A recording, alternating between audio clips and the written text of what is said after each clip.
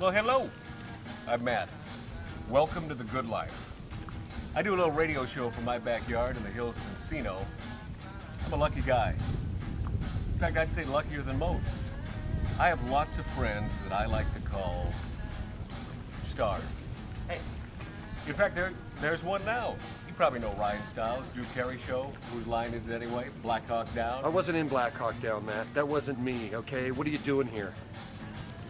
The gate was actually open. I thought I'd take a little jacuzzi-roo. I got company coming over, okay? People that matter, okay? Get up, go.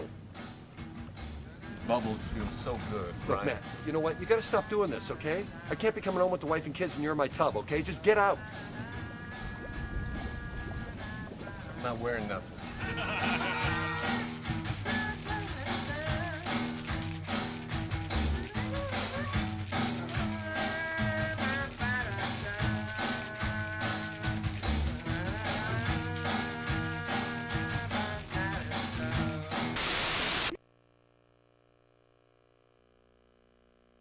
Doohickey, you know, the doohickey that rolls. Hi, this is Meatloaf. Okay, kids, you know what time it is? You know what time it is? It's Outlaw Radio time! The most imitated radio station in the nation. I'm through with standing in line for some fun to begin, but I found a good thing leaving me with a grin. It's time for Outlaw Radio to begin. You have the great Billy Gibbons here? Yeah. It's very cool. Yes, he just passed out. Yeah. Hey, that didn't sound too bad. Huh? Had to lighten them up loud. Oh, man. We're here with Matt. Oh, yeah. Had to lighten them. Oh, little Outlaw Radio. We're here with Matt. And he's not fat. We got all these guys and girls in the house. Let me tell you, that's where it's at. And that's, ladies and gentlemen, Matt Allen. Pass me a gallon.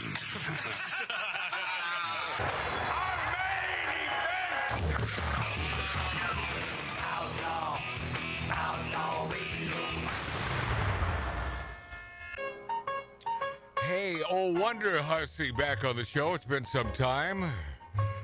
She is still yet to desert the desert, and she'll dish the dirt with us. That YouTube phenom Wonderhussy on the show today. And tell you a little about that new Jason Statham movie. Where was that guy all my life? I just caught up with him about 1.5 years ago. I like that guy.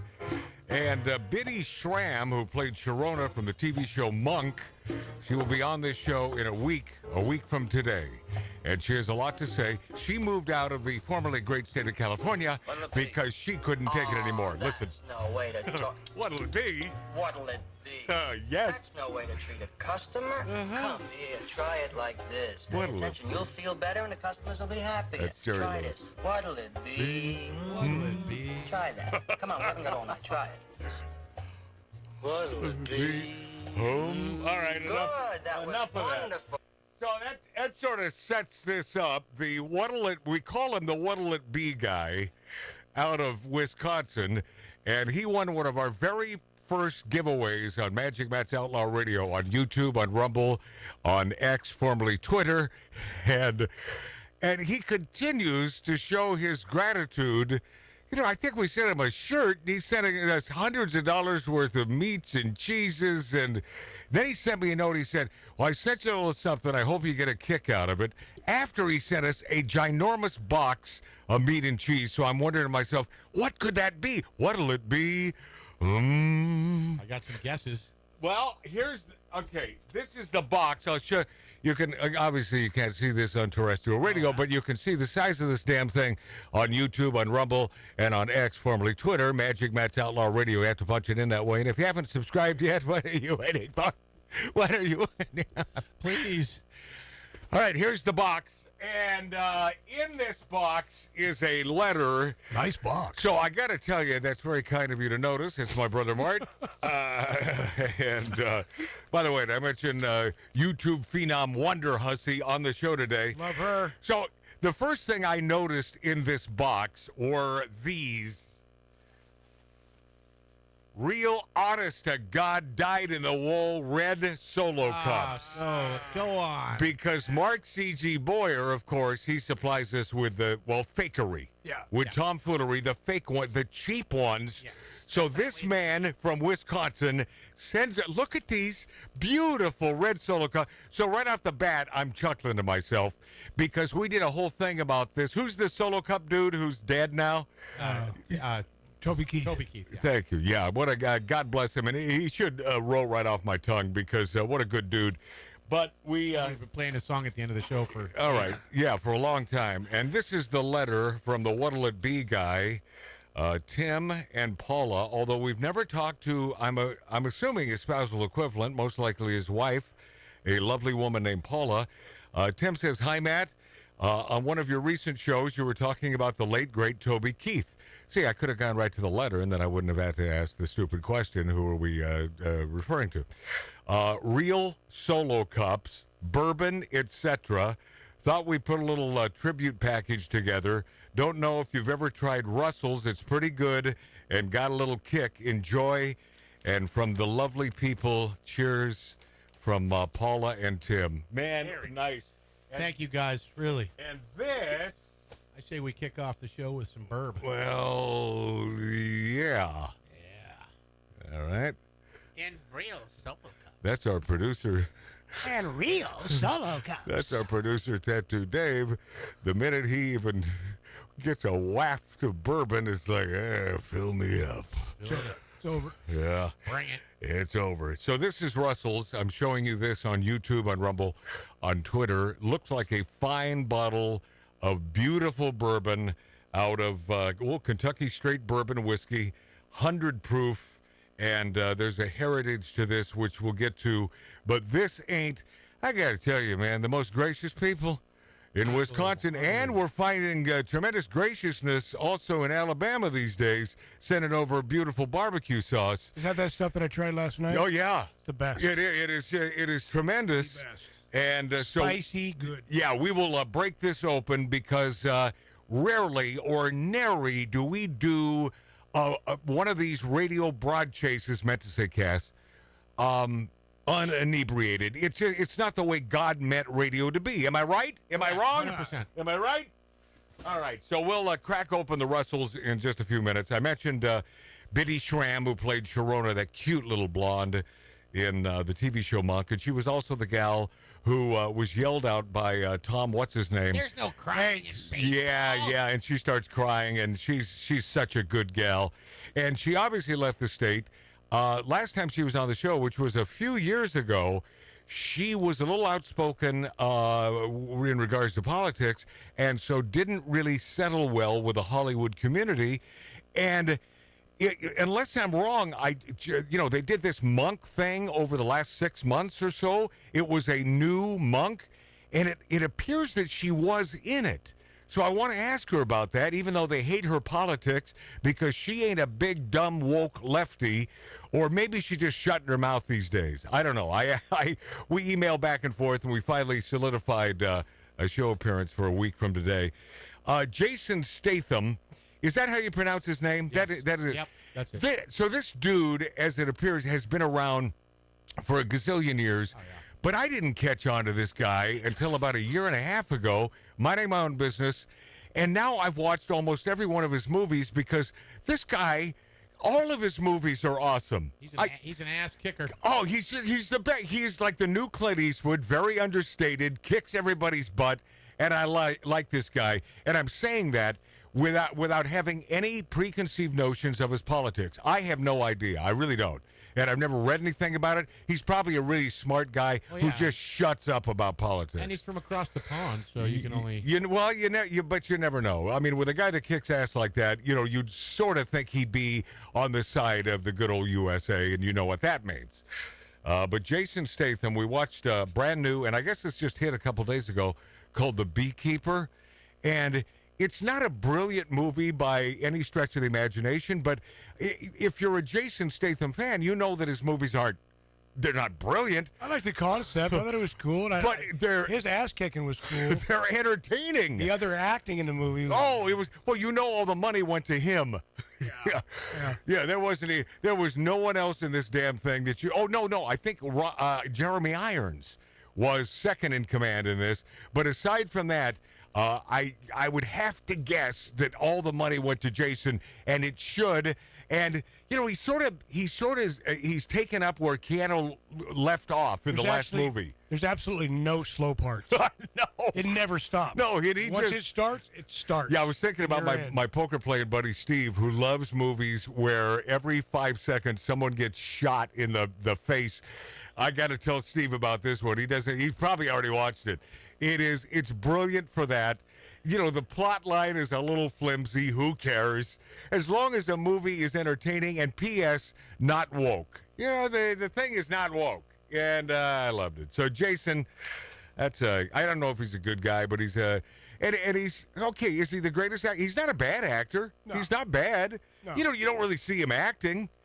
Like, I'll tell you, I was talking to my brother Mart about this, the fact that I tried to watch Tombstone again, and I only fell asleep, not because I found it boring, because I don't find that movie boring. Greatest movie of all time. Well, it's not one of the greatest movies of all time, but it's a good movie and entertaining, and I was talking about Kurt Russell and how much I adore that guy, but not the greatest actor in the world. I always see him acting. Most of the time I see Kurt Russell acting, but I like him so much that I don't care. He's great. He's simply great. My buddy did that movie. I had stories. He directed it? No. He was the coordinator for transportation on the movie. So that's doing the movie? Oh, yeah. Okay. Of course it is. All right. According to the union, it is, huh? You're darn tootin'. Yeah. So Val Kilmer's best piece of work ever. Oh no. It is Val Kilmer's opus. Yeah. Playing Doc Holliday. It's his opus. He's phenomenal. Just the best. But so I fell asleep and then I didn't get back to it. I know how it ends, and I've been to that great town, Tombstone, and it is a great town. It's a fun town, man. And of course, Sam Elliott. I mean, go on and on. The cast was just yeah. So pardon? Bill, what's his name? Bill Withers. Bill Withers. Yeah, and he did sing "Lonely Day, Lonely Night." I want to be with my woman and not. Okay, fight. now we can.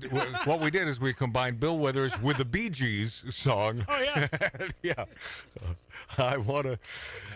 Without bourbon. Yeah, to be with my woman. It's coming. Wonderhussy from a secret desert location, and I have not, and I love this gal. I love this Wonderhussy, this YouTube phenom, and I don't stay in touch with her as much as I should because I will tell you that I think that she is one of the really good broads out there. I think that she has a big heart. I think she's a great chick. I think she's pragmatic, and I love her to death. And she was talking on one of her latest videos over the last few days about a secret desert location and old guys with testicles hanging really low.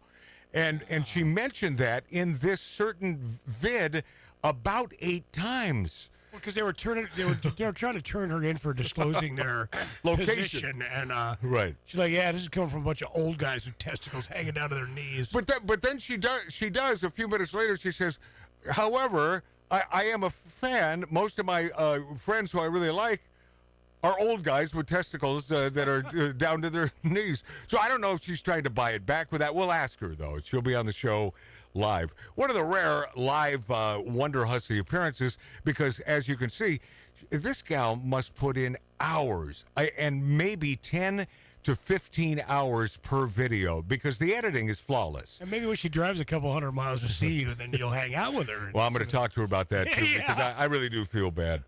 I really do. I mean, she made the trek over here. But this trek here to Southern California from where she lives out there in the desert, that's nothing compared to some of the trek. She went to Alabama the other day. I mean, what the hell is she doing? And how could she pay for the gas? And she certainly ain't eating eggs and paying for gas. You can't do both those things at the same time. Well, once she gets out of the state, it's a lot cheaper. But I want to talk to her about Tucumcari, New Mexico, because that is a town that I hold dear and near to my heart. And she also dropped by in one of her recent videos, the Big Texan in Amarillo. Oh, yeah. And those fine folks there at the Big Texan, home of the 72-ouncer, that big 72-ounce steak where if you can eat that entire thing, you get it for free. They sent us one of those. And it's not a ribeye. It ain't a porterhouse. And it ain't a New York steak. It is simply a, what did you make? Top sirloin. Yeah, it's a sirloin.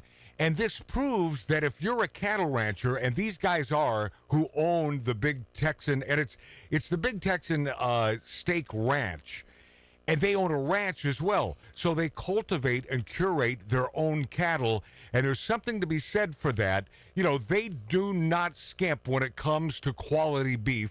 And if you've had a sirloin like this, you would almost laugh at the other cuts of beef. I'm telling you, yeah. I had one probably like that. That place we went to in Malibu, by Malibu Lake. Yeah, big, thick sirloin. Oh, and they would do on a wood fire and everything. By the way, that joint, you should know, I'm sure Tattoo Dave, our producer's probably been there. It's an old Western joint right there on Mulholland Drive. Oh, yeah. It's called The Place. Yeah, we go there on our bikes. Yeah, it's called The Place, and I swear to God, it's owned by aliens. Oh, yeah, they're weird, man. They're very weird. They are. Hey, you know that too, Dave? Yeah, you do. So you do know. They are weirdos who own that joint. But if you try, they have some good fixings. Yeah, they do. Yeah. Not only that, have you tried their food? No. No. Well, one day. But Matt, the fun when I said, "Can I get blue cheese with myself?" Yeah. We have one dressing. That's right. Yeah. Okay. The house dressing. And they said it that way too. One dressing. They're like, all right, take me to Mars with you. By the way, speaking of those, you sent me something about a steakhouse in Oregon. Wasn't it in Oregon? Yeah, it's the one that I referred to last Saturday on the show. Man. That the first joint that I remember my mom and dad taking me to dinner, and it was at a place called Sailor's Steakhouse in Portland, Oregon.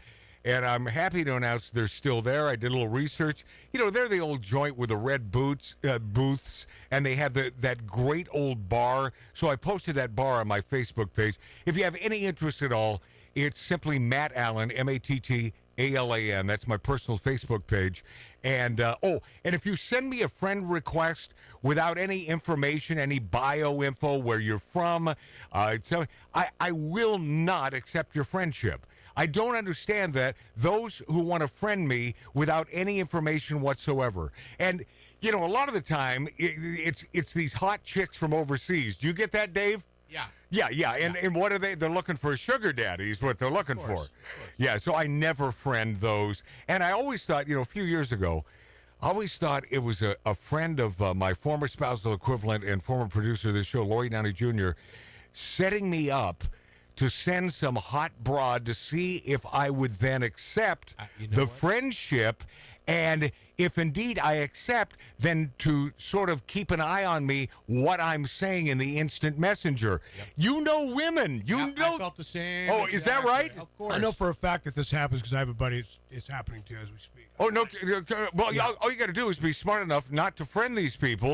Yeah. And P.S., I have nothing to hide. I didn't friend them because, I don't know you. I don't know you. I don't know anything about you. Bothering me? Now, if it happens. Probably not even a woman. No, right. And if it happened, not that there's anything wrong with that, but you could be the hottest gal on the planet, but if you're not conservative and I see the rainbow flag on your Facebook page, no, I ain't friending you because I don't need the grief. I don't need it, and we are not in line. Not that I have anything, and I don't, against our gay brethren, our homosexual brethren. Live and let live. But the fact that you're touting it on your page means that you want to be, in my opinion, combatant, or you're proud. Proud? Proud of your sexual proclivity? I don't get it. It's ridiculous. But let's all have a happy day, especially on this show. Yeah. Right? Aren't we about happiness? Bourbon. We're about... Bourbon.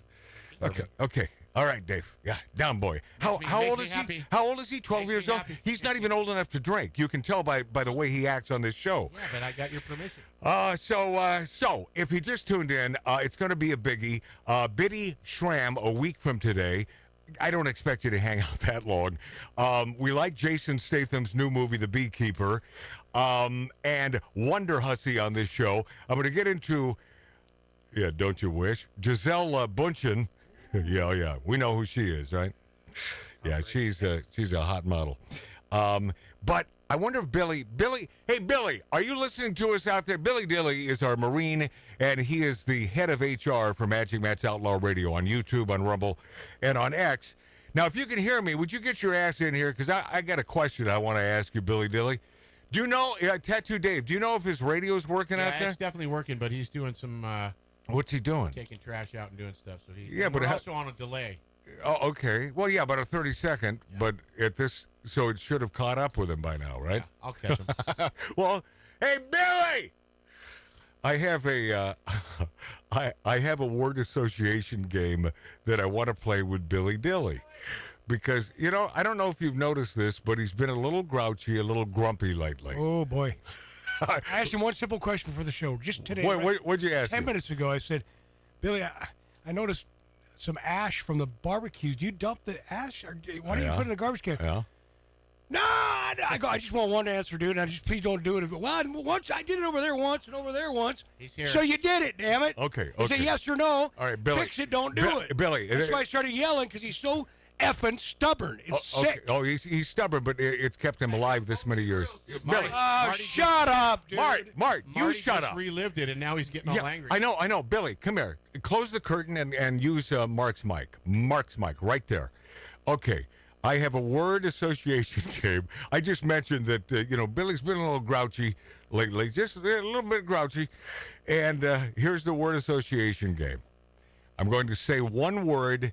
You tell me the first thing that comes to mind. This is the great Billy Dilly, our Marine and our HR man, who cooks all the food here and does a great job. Here's the word. Milk. Okay, this is taking too long. Did I not explain this game well enough? What? What'd you say? Milk. Milk. I just bought some. Okay, that's the first thing that comes to mind. Now, when I say the word again, I want you to say the next thing that comes to mind. Here we go. Milk. It's in the refrigerator. Okay. Here's what I think. This is what I think. And if Billy were to be, and I'll tell you what, I think Billy is an honest guy. And you know that. I've talked about how honest this man is. But I think because Billy can tend to be a little passive-aggressive regarding certain things. I've noticed that throughout the years of knowing the great Billy Dilly. So I realized that about a week ago, it was about 2 o'clock in the morning, and man, did I want some cereal with milk. And so I have some cereal in the kitchen, all the fruity stuff and all the stuff that's... the stuff from Was that childhood. was that the word you wanted him to say? It's virtually candy. And so milk is needed, and I didn't have any on hand. So I went to the outside refrigerator where Billy Dilly keeps his, by the way, ultra expensive milk, because this will last for like 3 months without going bad. We were just talking about that. I just bought $6 worth of milk. You got plenty. Okay, so I went and I took it in, and then I was so tired I put it in the inside refrigerator, forgetting to bring it back out because I didn't use the whole thing. But this is where the passive-aggressive, I think, and I wouldn't blame him, that Billy will go in there to grab a little milk, say last Saturday. He noticed, where in the hell is the damn milk that I had here last week? Does this not happen, and do you not get pissed? Billy, yes or no? A little irritated. That's it. The answer's yes. Did you get that? Yep. I get a little irritated. So now the passive aggressiveness comes. Yeah, no. So it's my fault because I took it and I meant to replace it and I forgot. So I understand that, but I'm simply saying that his passive aggressiveness comes from the want of milk, the fact that he purchased it, the fact that it was in the refrigerator, and then when he simply wants a little milk for his coffee or whatever the hell he uses that for, there is no milk there, and so he will take it out in other ways. Does that make sense, everyone? Oh, yeah. Huh? Yeah. And I appreciate your honesty, as I always do, because, he said, yeah, it pieced me off just a little bit. You can tell this honked him off. All right, lot to get to, including Gisele Bündchen. Oh, and, oh, God, this Columbia University president who I don't want to be harsh, but I can't stand her. Next on Magic Matt's Outlaw Radio. And take a look around the room.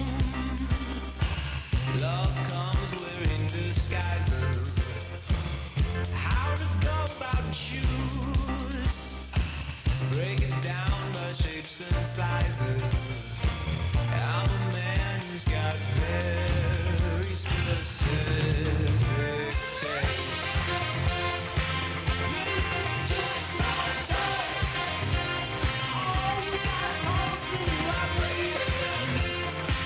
You're just my type. Oh, I think it's time to begin. You're just my type.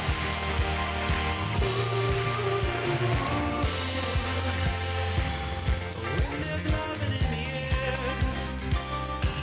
don't fight it, just keep breathing. I can't help myself but stare.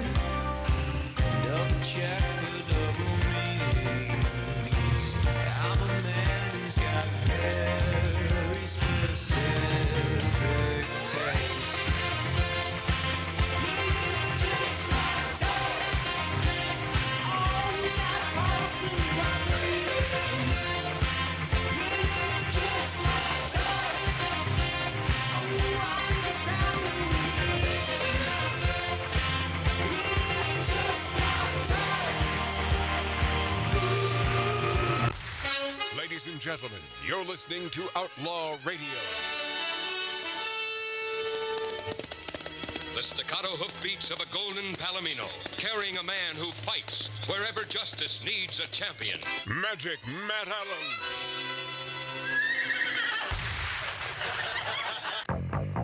My thanks, Beth and Tony and Beth and Tim and Paula and our friends out there in Wisconsin and Alabama and Texas. We are certainly waiting with bated breath for some gifts from Texas. And P.S., you don't owe us anything, even though we do slave over hot microphones every week to please you. Live from the Lighten Up Lounge in 1876 Virginia City, Nevada-style bar. On Magic Matt's Outlaw Radio, on YouTube, on Rumble, on X, formerly Twitter.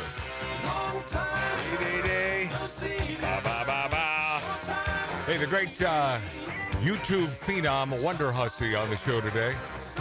It's been way too long, and I'm certain she has a lot to report.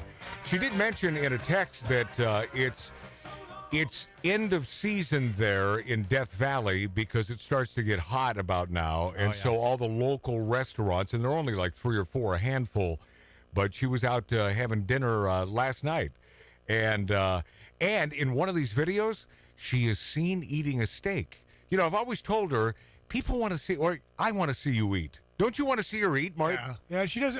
There's a couple of times. Tattoo Dave, don't you want to see her eat? I want to see her eat. I don't. Don't care. Mark, do you care? No.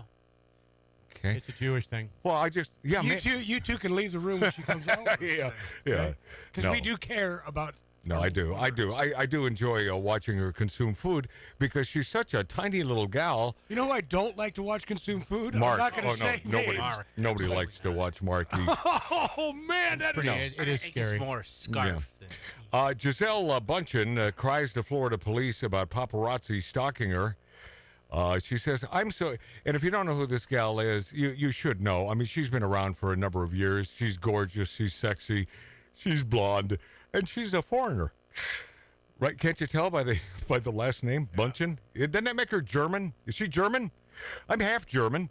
Ask my dad. He's, I think, is he full German? Sure. That's pretty German. Okay, I never talk about the last names on your show, Mark. Gisele, God, something I wouldn't even think about. Gisele Bündchen. You pointed it out, didn't you? Woo! Yeah, brother. I'm gonna be Pro. I'm gonna be the unprofessional, but yet you blame it on me. Oh, I'm not a pro, Mark. I'm not a pro in broadcasting. In broad chasing, I'm not a professional. But you are. Okay. I think that was. All right. I Mark. think you're a pro in both. Okay. Broad chasing? Yeah. I'm so tired, Bündchen said through tears. Everywhere I go, I have these effing guys after me. Nothing protects me. I can't do nothing. Well, you can do a little double negative in a sentence, can't you, there, Bunchkin? I can't do nothing. I just want to live my life. I can't prevent them from doing their job, which is to take pictures. The officer responded as she sobbed.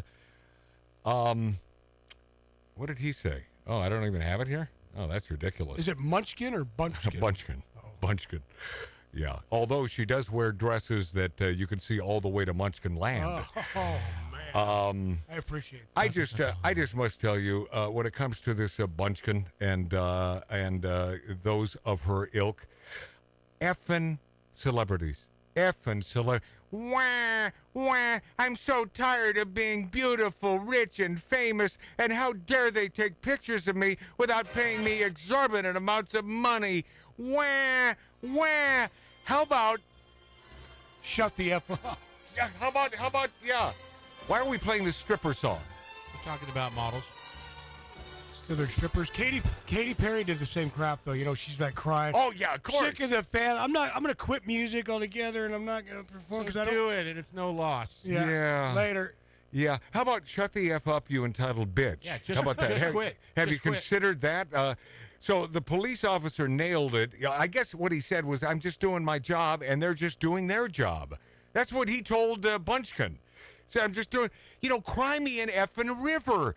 Can you imagine that without this beauty, because is she an actress? I don't know. Has she ever been in a film or a movie? Mark, She was married to Tom Brady. That's Tom Brady's ex-wife, yeah. Right, but she's not a film star, No, right? no, she just she's happens to be a hot piece of A, right? Well, she's like a top model, yeah. Okay, so I'm wrong? I did say... 100% right, No, yeah. you're not wrong. So she's a hot piece of A. Yes. And because of her beauty, she has garnered lots of attention. And without that beauty, she would garner no attention. Now, which one of those do you think she truly prefers? I mean, what? After all these years, she'd prefer being rich without the notoriety? I bet she'd be bored with that the minute she went to a 7-Eleven and no one recognized her. Yeah. Right? By the way, Tom Brady gave her a lifestyle that she could never. I mean, No. She has her own money. Oh, really? Oh, yeah. More than Brady. Probably more than the number Brady. one quarterback Really? in the league. Yes. Oh. No kidding. She's very, very, very wealthy. Yeah, on but- her own. Yeah, but Tom Brady. Yeah. Right. Come on, man. The best quarterback in the league. Ah. Tom Yeah. Brady, my sister works at Politics, and Tom Brady bought a $280,000 Rolex not too long ago. Okay.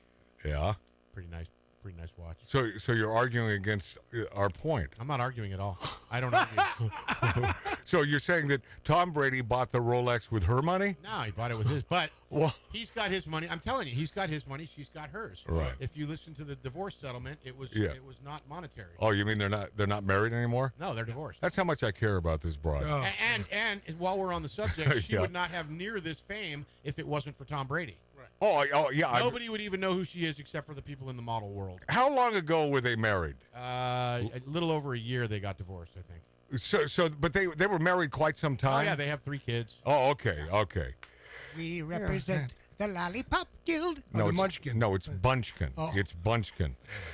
Columbia University president. Wow, Marty went straight to the wizard. Minosh Shafik broke her silence days after the New York Police Department conducted a raid on Palestinian protesters who had taken over an academic building. In a video posted on X, Shafik described the past few weeks at Columbia University as being among the most difficult in the history of the university, adding that the university still has a lot to do. Shafik's words came after NYPD officers in riot gear conducted a raid of anti-Israel protesters that had seized control of Hamilton Hall, smashing the glass doors of the building, carrying barricades inside, and hanging pro-Palestinian banners from the windows. But she says this is mostly peaceful protests, so we can break down the barriers. She says not the literal barriers, but, if we do things right, we can break down the barriers between the Jews and the Palestinians. No, you can't, because these folks want Jews dead, period. And by I can't quantify because of her last name, But Shafik? Wait, what would that be? Anybody? No. Not that it's important. But Minouche? Shafik? Next Oprah? She's the university president. Good old American Minouche Shafik. And, of course, she says it's mostly peaceful, my friends. Yeah, although 200 of these anti-American sons of bitches were taken to jail, and it's about time. You know, UCLA was a disgusting. if we'd only uphold the laws that are on the books, we wouldn't have this problem. Agreed, man. Why do the laws? Why do they only? You know, if I'm pulled over by a police officer, why do the laws? Why do I go to jail if I'm drinking a little too much boozeroo? Why? Because it's against the law. Because it's against the law. And why are these protesters, who, by the way, peaceful protesting, I love America because of that. It's a great thing. That is our first effing amendment, for God's sakes. Or is it second? You know, I get so confused by these amendments. First. Yeah. I know that. Thank you. Did Mark say right of assembly? Freedom of speech, right of assembly. No, he said right of assembly. Yes, he did. Yeah. And, of course, Stephen Colbert, one of the most, in my opinion, one of the most despicable pieces of crap on television. And there are so many to choose from. I mean, the entire cast of The View. Yeah, that's already a wash. I mean, right there. That's a wash. Yeah, that's huge. But this Stephen Colbert, I swear to God, get me in a cage with this guy. I am totally into a cage match. And I don't believe I would even have to prep. I don't think there'd be any working out needed to demolish this guy. And I want him in there with his glasses. I'll take my glasses off, and then we'll have at it. And the first thing I'll go for, the glasses. Yeah, I'll break those glasses because I'll blind him and then just, nail him. Wow. Yeah, Whoa. he of course, you're going to say whoa after you hear him defending anti-Israel campus protesters after Trump praises the NYPD response, which was a good thing. Thank you, Donald Trump, for doing the right thing, because the NYPD, if you let them do their thing and you don't handcuff them, they are great police officers who kick ass. And they uphold the law. But, man, they're not allowed to, because then they're off the force, and where are they going to find food for their families? It's just a sickness out there. Like this Stephen Colbert, who's one sick son of a bitch. He defended the anti-Israel protesters. These are people that took over university campuses across the country. Former President Donald Trump praised police in New York for their response. So, of course, Stephen Colbert, who is so hateful of Donald Trump, he has to go on record as saying, well, I don't know. But I think they still produce that show that he does in New York, right? I got to tell you, even though the cops, of course, they will touch him with kid gloves because they're afraid for any backlash. But you know what they're thinking when they see this guy leave? Isn't that NBC? I think it's NBC. Isn't that where he is? I don't Does know. anybody in this room know anything except me? I don't watch him. Okay, it's CBS. Thank you, Mark C.G. Boyer. Why did it take so long for you to please acknowledge that? I wanted to make sure I was correct. All right, and you're still not completely sure, I bet. No, I'm sure. Okay. Because I watched the show that's after. Yeah, as scary as the pro-Hamas protesters have gotten, especially at Columbia University and other college campuses, it is oddly comforting to know that some of these people are just kids or miseducated weirdos who don't know any better. This doesn't excuse these people who are openly calling for the death of America in America and the destruction of Israel and hurling vile insults at Jews. But couldn't we use a break to sort of examine this? For instance, someone with former New York City Mayor Rudy Giuliani interviewed a young woman taking part in the New York University demonstrations. If you've been watching any media this week, you may have seen this, but it's a quickie. It's worth repeating. She explained the goal of the event was to show our support for Palestine and demanding NYU stops. I honestly don't know what NYU is doing. It's 648 Hamas College, and this is two chicks, but they'll talk to one first. Here we go. And what would you say is the main goal with tonight's protest? I think the goal is just showing our support for Palestine and demanding that NYU stops. I honestly don't know all of what NYU's doing. Is there something that NYU's doing? I really don't know. I'm pretty sure they're... Do you know what NYU's doing? About what? About Israel. Why are we protesting here? Palestine will be free! I wish I was more educated. I'm not either. Oh. I came from Columbia. I was there up at Columbia, and we came down. They said NYU students needed our support. So I came down. I heard there's lots of cops. Some people were saying it was getting dangerous. I wish I were more educated. How ridiculous. I watched that. I Me watched it. I too. couldn't believe my eyes. I wish I were more educated, too. Hey, this is sort of a twofer here. This one makes me sick to my stomach. It was posted by Charlie Kirk, which shows an event held by some New England outfit calling itself Valley Families for Palestine. And it's sort of a twofer today. I hope you enjoy. A drag queen story hour that also teaches the kids to yell Free Palestine. This is a big old fugly ug dressed as a woman in a classroom of 5, 6, and 7-year-olds, if they're even that old. Dig this. Today what we're going to do is we're going to shout, Free Palestine. Can I hear that? Free Palestine! If you're a drag queen and you know it, shout, Free Palestine! If you're a drag queen and you know it and you really want to show it, you're a drag queen and you know it, shout, Free Palestine! Excellent! Give it up for yourself! No, How effing... I can't believe I just... You're right? I heard that. No, I can't, because that guy... Talking to kids this way. Oh, my God. If you're free and you know it. And to make the whole event even more insane, the guy is reading a book parodying the wheels on the bus called The Hips on the Drag Queen Go Swish, Swish, Swish. Yes, apparently, my friends, it's a real book. And then that would have been a great place to hit the music, right? And then we go out, right? Sure. Would that not have been just boom? And then that's why I step back, I go boom, and then... You realize I can't see you, right? No, I know, but you can just tell by where we're going and the time. Step back all I'm you just want. trying to help you, my friend. Trying to help Tattoo Dave. I need bourbon. You really our want to help me? Our producer. The hips on the drag queen go swish, swish, swish. Now, Yeah, it's funny, yes, I but find it's that funny. Of course I find it funny, but not when you're indoctrinating our children and you're telling our kids that Jews bad, Palestinians good, Hamas good, Jews bad. How is this allowed in a school or a library? What in the hell has happened to these parental units? Dip-esses. We'll be this after back on Magic Matt's Outlaw Radio.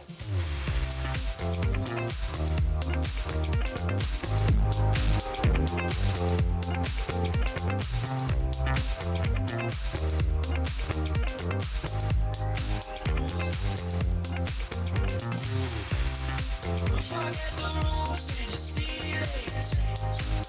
Baby, let's party. Getting on in the feeling. Baby, let's party. I'm catching looks you deliver.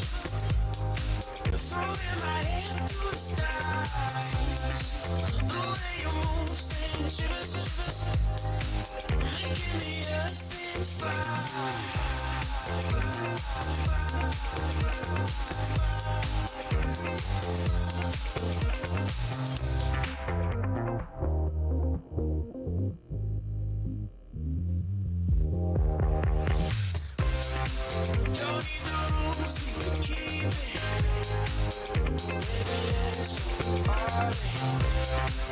You got me hooked, just keep reading. Baby, let's go party. I'm catching looks you deliver. Throwing my head to the skies. The way you move sends shivers, making the earth sing fire.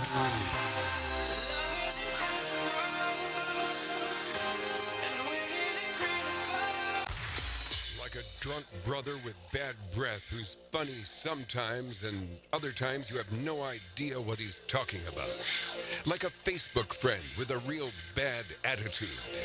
Like that movie that you never wanted to see, but it's the only thing on.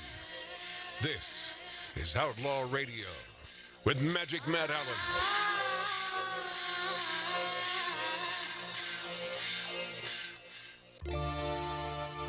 Well, as I've been consistent, I always say if Stephen Colbert defends anti-Israel campus protesters, then obviously you should too.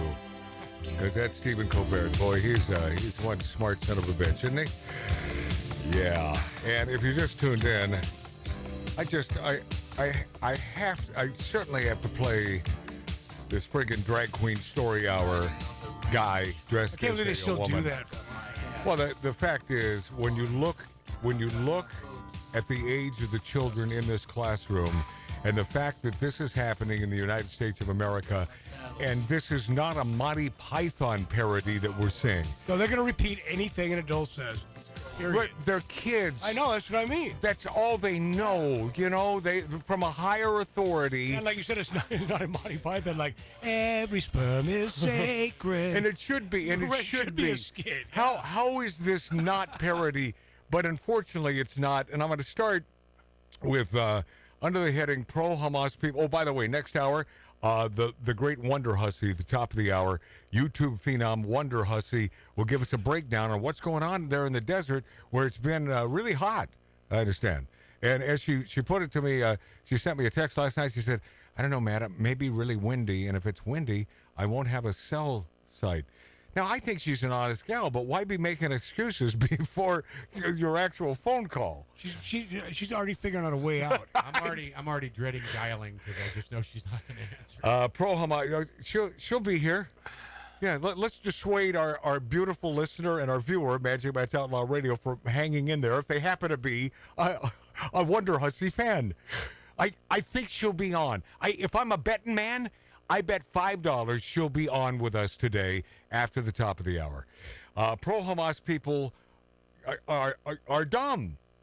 And these are two that were protesting on the campus of, is it NYU? Yeah, they're on NYU. And dig these two. And it starts with the one interview of the first gal. Go ahead. And what would you say is the main goal with tonight's protest? What's the main goal? Just showing our support for Palestine and Pause. demanding that You know what it is? It goes back to supporting the team, their football teams and baseball teams, and showing support. And it's the cheerleaders. Show your support, and then you do all the cheerleading stuff, and you know that cool scissors thing they do with their legs. Mm-hmm. Oh, I've always dug that. Right? Right? Give me an H, give me an A, give me an M, give me an A. Hamas. and that's what they are, because they don't know what they're supporting or why they're there. Why are we here? But they're so vapid and so stupid that, well, everyone else is supporting Hamas, so it must be the right thing to do. And I bet this gal, who's not unattractive, if she's not a cheerleader now, I bet she was in her past life. Go ahead. I honestly don't know. I honestly don't know. What NYU's doing. Is there something that NYU's doing? I really don't know. I'm pretty sure they're. Do you know what NYU's doing? About what? About Israel. Why are we protesting here? She's asking her friend now. Why are we protesting? Yeah, why are we? They don't know. I wish I was more educated. I'm not either. Oh. I came from Columbia. I was there up at Columbia, and we came down. All right, enough of that. I wish I were more educated. Well, if you'd leave the university, maybe you have a shot. Yeah. Maybe you have a chance. But these two gals, and I want you to understand, I appreciate their forthrightness and the fact that they're being honest. You know, I dig that. I mean, at least they're being honest about it. I don't know. We're not certain. Sarah, why are we here? Why are we here? Well, you know, there's... Why am I holding the sign? Well, free canned goods. There's a lot of cops. Yeah, a lot of cops around, and they're sort of hot. Cops not going. All right, and then, of course, it's a twofer because this is a drag queen and story hour, and it also teaches the kids to yell Free Palestine. I can't make this up. You'd think it's parody. You'd think that it was the left putting this out there, so us here who love America on the right side of the aisle would then, like a friggin' bird, would mimic this, and then we'd be wrong, and then, but we're still not wrong because this is wrong no matter if it's fake or not. But this ain't fake. This is Drag Queen Story Hour with a bunch of 5 and 6-year-olds. Go. Today what we're going to do is we're going to shout, Free Palestine. Can I hear that? Free Palestine. Drag queen and you know it, shout, Free Palestine. If you're a drag queen and you know it and you really want to show it,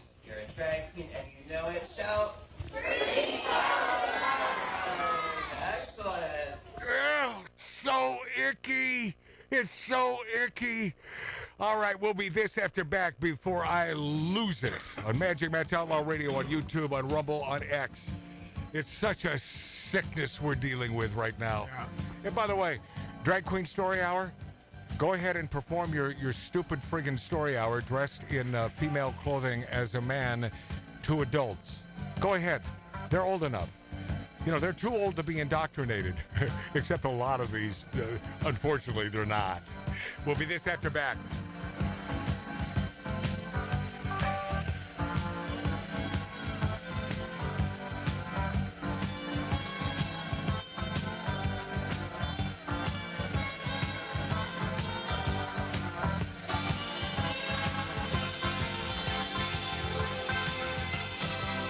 Out on the street, I was talking to a man. He said there's so much for this love of mine that I don't understand. You shouldn't worry, I said, Daddy.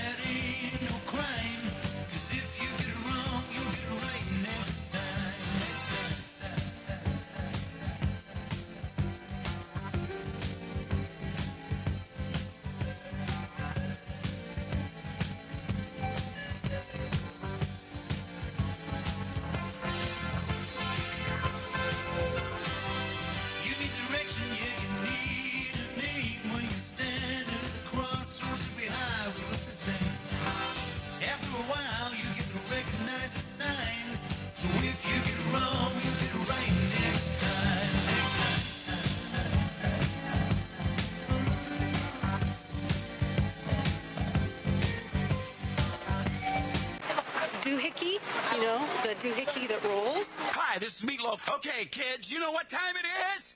You know what time it is? It's Outlaw Radio time!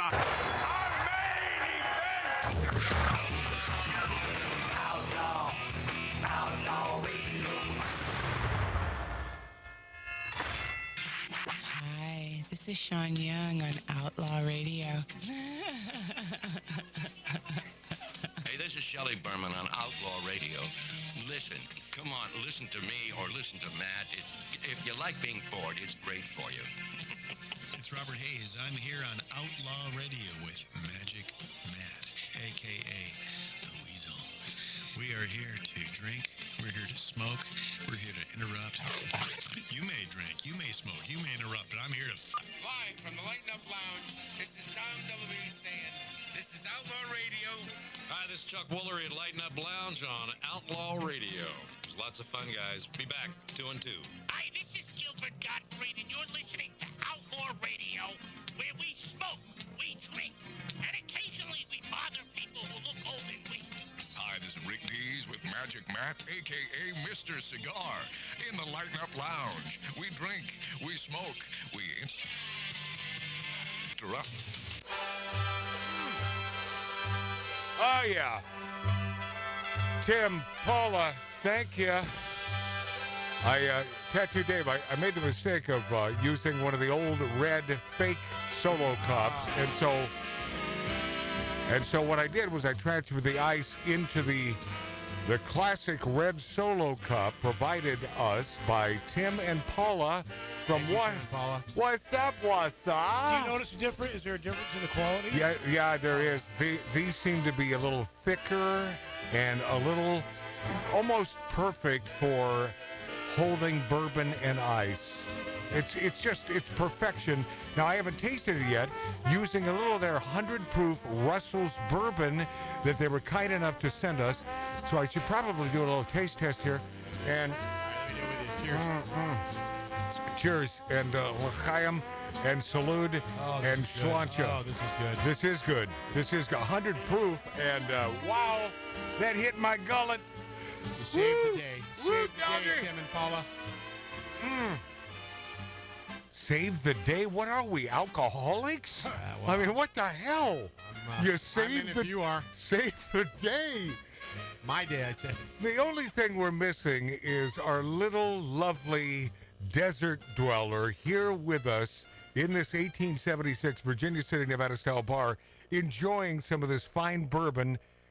That's what it sounded like to me. Yeah. Well, then bring the music back up at the very least. So let's. And if you knew what happened, then you would not have known that she wasn't there. Yeah. You got hung up on. You know she's not going to do that. No, Wonderhussy will not hang up on us. Hey, Wonderhussy, did you see Jason Statham as the beekeeper? I don't think, and by the way, he's got the music up way too loud right now. Wait. He cannot multitask, that Tattoo Dave. Just, D. Also in The Beekeeper, the new Jason Statham movie, which I do recommend. It's not brilliant or anything, but it's entertaining. The number of references to beekeepers and hives and how they make their net. Yeah. I think they went a little overboard on that one. I liked it because I'm really I'm into the nature channels and stuff. Yeah. I found it interesting because there's a queen bee and the soldiers, worker. I thought it was a little ridiculous. Is he still having a conversation with Wonderhussy off the show? I don't understand what's going on. Release the line and it won't release. It won't really. Okay, Tattoo Dave. Maybe I should have you come stand behind this microphone. I'll go over there. Yep. And because I can certainly figure out how. Okay.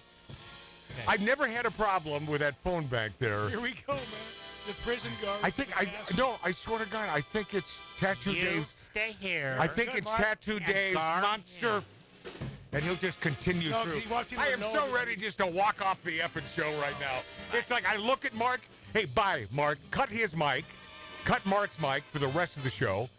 I mean, the stupidity. I talk about the left being stupid. Well, Mark, Democrat for many, many years. All right? So what have we figured out? He just doesn't care. No, he doesn't. He doesn't care about anybody but himself. Yes, man. Cool. Well, to that, I'll take another sip of the bourbon in a We real need it. I don't even drink bourbon. I might today. in a real solo cup. Man, I don't know what's going on with the phone. It's not releasing. The line is. Okay, these things only happen with you. I will tell you that. And it's those monster fingers. You can't punch the hell out of things like you're in a biker bar ready to beat the hell out of the guy sitting next to you. Sausage fingers. Which is what you tend to do. So I have to come over there. And if I come over there, so what can we play? Don't make me come over there. I know. What can we play for? You're probably sick of that song. Hold on. Do I have? I can play. I got it. You got what? It. Okay? Which means nothing to me. So it means he either has the filler song or he figured out what was going on with the phone, right? So I don't know.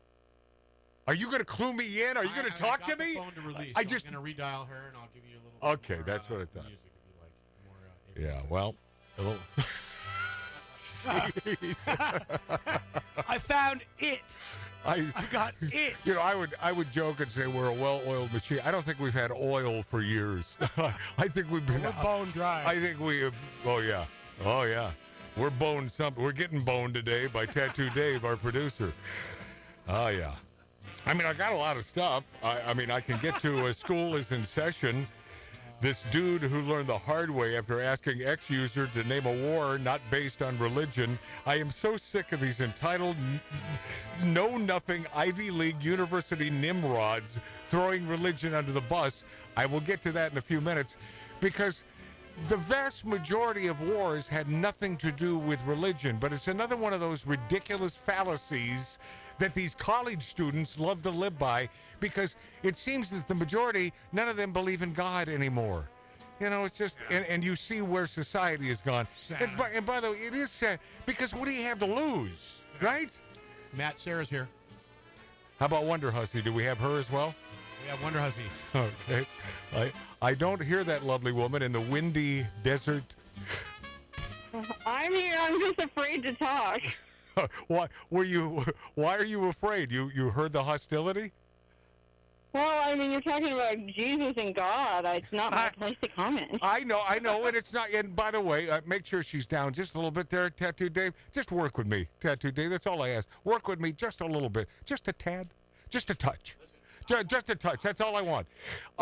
But no. And by the way, there was a time when this lovely woman, she did, and I believe she went on record as calling herself an atheist. Then she took it back because what do you have to lose by just saying hey, anything's possible, right? Sarah Jane Woodall, aka Wonderhussy. Right. The only thing I know is that I don't know anything. That's why I love this broad, and she says that so not really flippantly, but you really do mean it. I mean, when you break everything down, you really do mean that. Correct, Wonderhussy? I do. Yeah.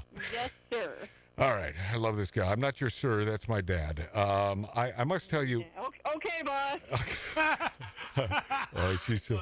By the way, did she call me boss? I love that. Oh man. Oh jeez. Oh stop, Sarah. Yeah. Oh. Sarah, you got him going. My little subservient desert dweller. How are you? Good. How are you, Sarah? Nice to hear your voice. All right, so dig this gal. If you don't know who the hell we're talking to, she's Wonderhussy, and she's a YouTube phenom, even though she will say, well, I'm no phenom. There are a lot of people with a lot more subscribers and whatever, and who cares? Because, a lot of those people are douchebags. And the good news about Wonderhussy is she is one of the rare non-douchebag on YouTube, and I love her for that because she's real. She ain't full of crap. And you were talking about a secret desert location in one of your recent vids, and you kept discussing the old guys with the testicles hanging low. Now, what I want to know, and by the way, no, this didn't hit me hard for any reason. No, I'm just going to stop. Okay, I'm going to stop you right there. But I want to know how many of these guys were sort of honked off that you may narc on the location, meaning reveal the location that they don't want revealed to the masses because they love this secret spot. How many of these guys were the low-hanging fruit? Lots of them. I mean, it's their boys' club. It's their man cave, and they don't want some nosy, meddling YouTuber coming in and blowing it up. Because next thing you know, all kinds of women will come out there, and they'll want to clean the place up, and then they'll start complaining about the balls hanging down, and you know how that goes. Yeah. But you did go on record a little later in the bit, and you mentioned that most of my friends are old guys with the balls hanging low, right? Yeah, and I have no problem with that at all, to be honest. Do your balls hang low? Do they? Right, some of these preachy guys were just cheesing me off. You know, I have no problem with balls high, balls low, balls to the left, balls to the right. 1 ball, 3 balls, no balls. It doesn't matter to me, you know? I like big balls. If you don't mind me saying, Wonderhussy, let's have a ball today, okay? Is that all right? I've seen some balls. The biggest balls I've ever seen were this dude in Arizona. Oh, my God, I'm not going to say his name. If you're listening, Big Ball Brother, you know who his balls were. Big Ball Brother. Big ball the size of a pomelo. It was crazy. Okay, and if you want to see a picture of this, it's bigballs.com.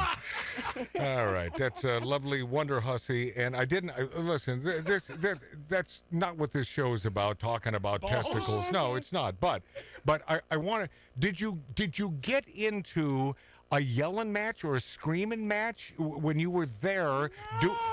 What was it? I just bowed out, Some guy started chiding me. A few guys, actually. Yeah. Sort of admonishing me, chiding me, mansplaining to me, telling me what I can and can't do. And that's why I just retreated to my camp and was lurking in the shade, bitching to YouTube. Yeah, and I'll tell you, it did, aesthetically, you're right, man. It looked absolutely gorgeous. I mean, it looked beautiful. I couldn't even show you if I showed you, the whole internet would explode. It's an amazing place. But yeah, I got to keep it a secret. So there are places to dip your toes and other extremities in little hot springs? Yeah. Yeah. That's all I'm going to say about that. But it's so fucking, full of old men with saggy balls that I don't know why anybody would ever want to go there anyway. Well, hey, Wonderhussy, it's not something I want to see.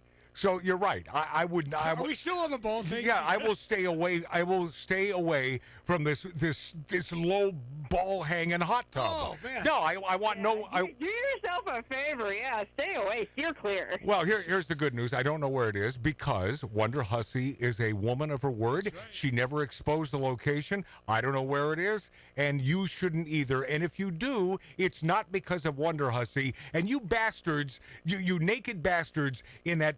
And it's got to be filthy water with you know what's floating in there, then you should be ashamed of yourself. But that's the bummer. It's not. It's clean and beautiful. Oh.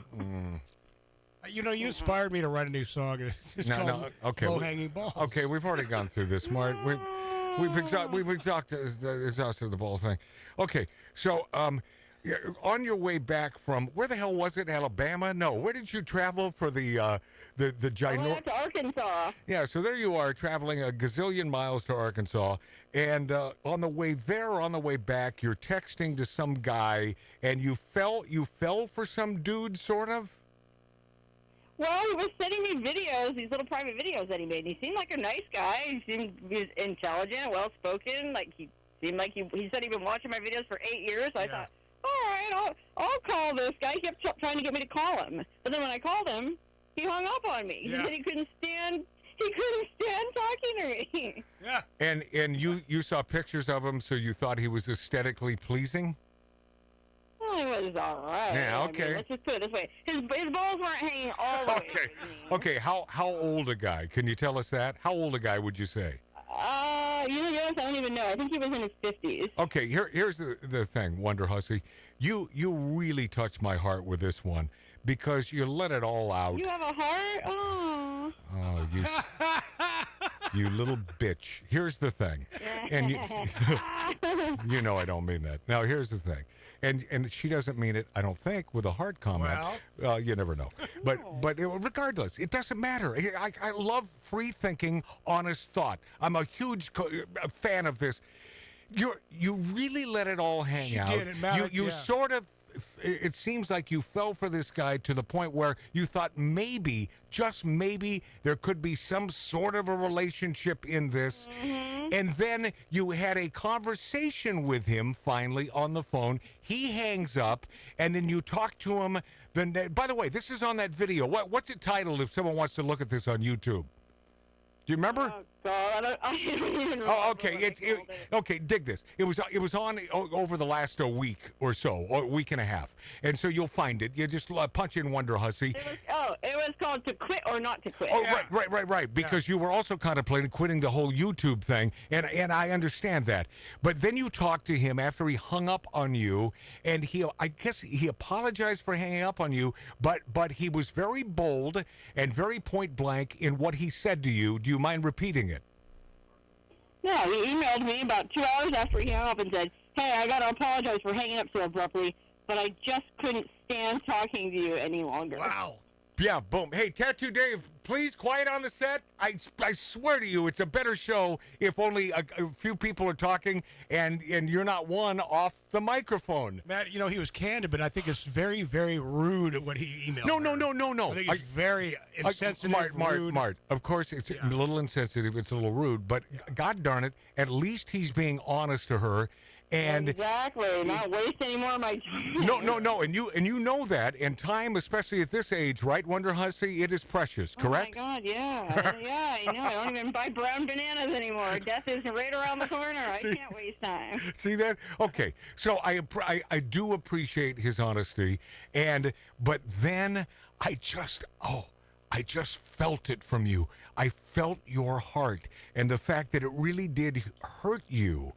And the fact that you just... Well, that's good. That means I'm an effective communicator. It came across in my video. Well, you've always been an effective communicator. That's why I watch your stuff. And 99% of this is really good stuff. You know, sometimes as in any performer, they'll go off the rails. But man, you're one of those down-to-earth, beautiful gals. And I mean that aesthetically, but more from the inside out, because you know sometimes she doesn't wear makeup, and I've mentioned this to you. And by the way, I'm honest with you. Am I not, Wonderhussy?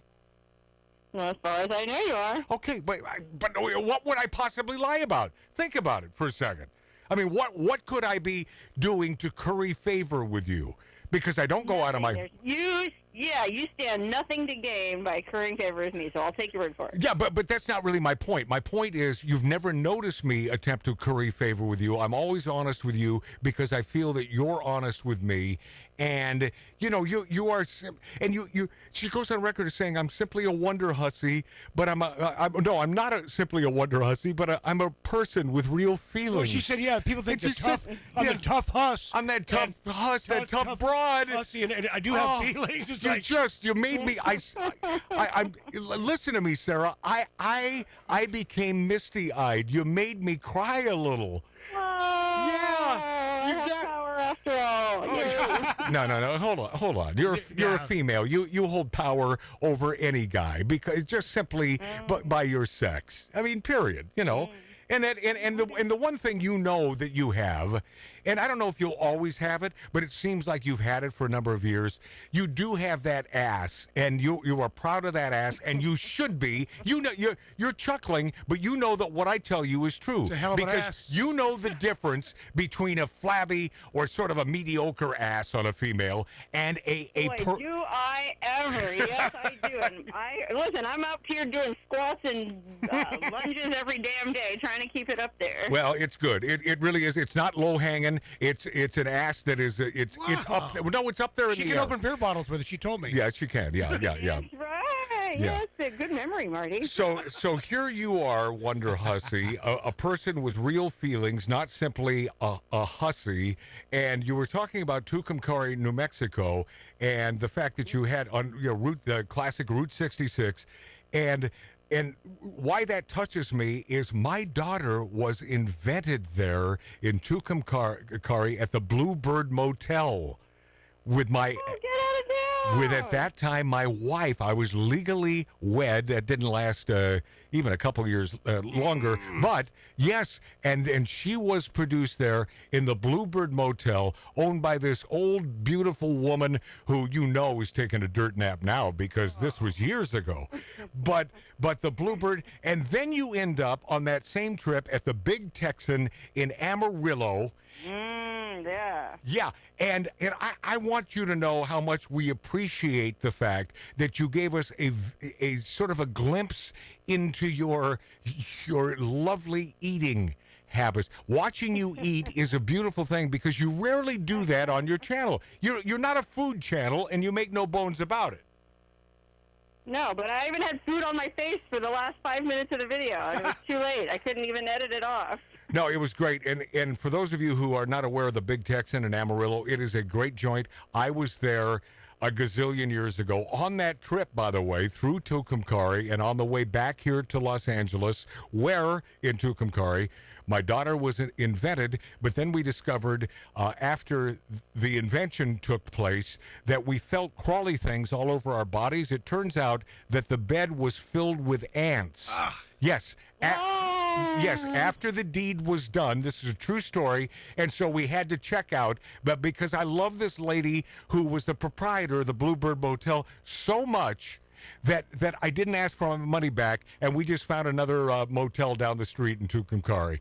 There. Oh, look at you. What a nice guy. Look at you, you bourbon. And I really do wish you were here drinking bourbon with us, because you'd love this stuff. Wait a minute. Last time she traveled hundreds of miles, Matt. She traveled hundreds of miles to see you and hang out. And guess what? We hung out all night because you was down here playing poker. You were hungover. Yeah, exactly. you ignored me when I drove out there. I'll never come see you again. Okay, here's listen. You were playing poker with Kato Kalin. I mean, you like Kato Kalin better than me. I don't know what to say about that. Okay, now that's I've known him a lot longer. About 32 years. But besides that, this is really important, and this has been bugging me. And I don't apologize to anyone, but I want you to accept my heartfelt apologies. You did travel all this way to be on the show, to be at this 1876 Virginia City, Nevada-style bar, and yet I played poker anyway that night. I left you out there with my heinous brother Mart, and I know how painful that can be. We had a good time. I must tell you. Marty saved the day. Okay. Thank you. For him, I would have turned around and left. I want you. Thank you, I sir. want you to know from the bottom of my bottom and the bottom of my heart, Sarah Jane Woodall, aka Wonderhussy on YouTube, that if you will make the trek again, not only do we put you up, not only do we feed you, I promise I will not play poker on that Saturday night, and we will hang, we'll get drunk together, smoke stogies, and live the good life. I make you that solemn promise. And I'll fill your tank. Bottom of your Bottom. baggy, low-hanging. Okay. You know what? I'm not much older than you are, you old broad. You son of a bitch. All right. Okay, but back to the Big Texan in Amarillo. Yeah, do you accept? I'm telling you this, and I promise you that is, that. I accept. Okay. I'd love to see you, and I'd love to see Marty again. Thank you, Sarah. Okay, I love that. I'd love to see you There's too. a tank of gas. We heard you the first time, and there's a reason why I ignored it, because it's just convoluting what we're doing, and we're going to break here in just seconds. And you're the producer. You're the one who's supposed to keep me on track. Damn it. I'll turn my mic 72-ouncer steak. If you finish the thing, you get it for free. You videoed a little bit of it when the dude started, and then you had to go to your motel room to grab some Z's.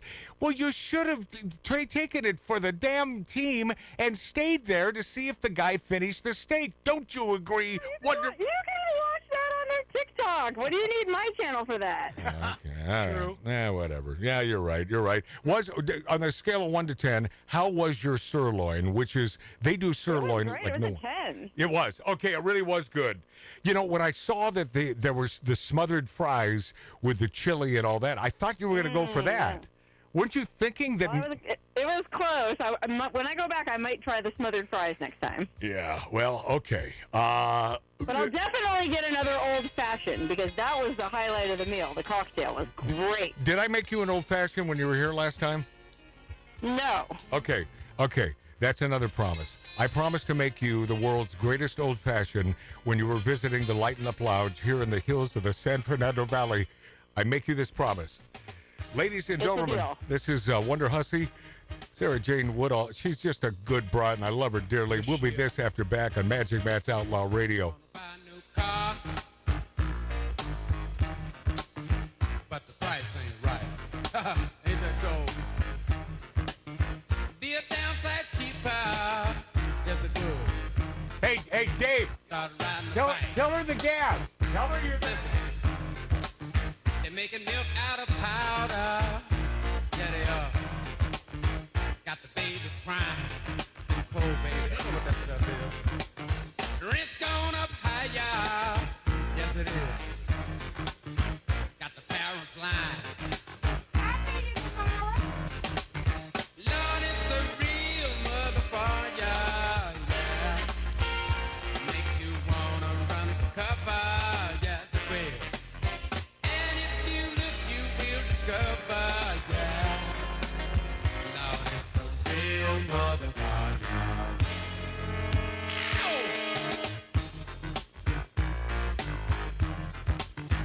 Good dog. Listen, got to go to a disco.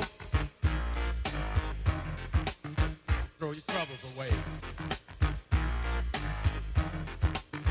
Dance to the music that the DJ plays. Well, all right. And then the lights come on. Yeah. Like you knew they would. That cold. Gone home and face the music. That don't sound too good. Ain't that cold? Listen. Lord, it's a real motherfucker. It'll make you wanna run for cover, yeah. And if you look, you will discover, yeah. Lord, it's a real motherfucker, yeah.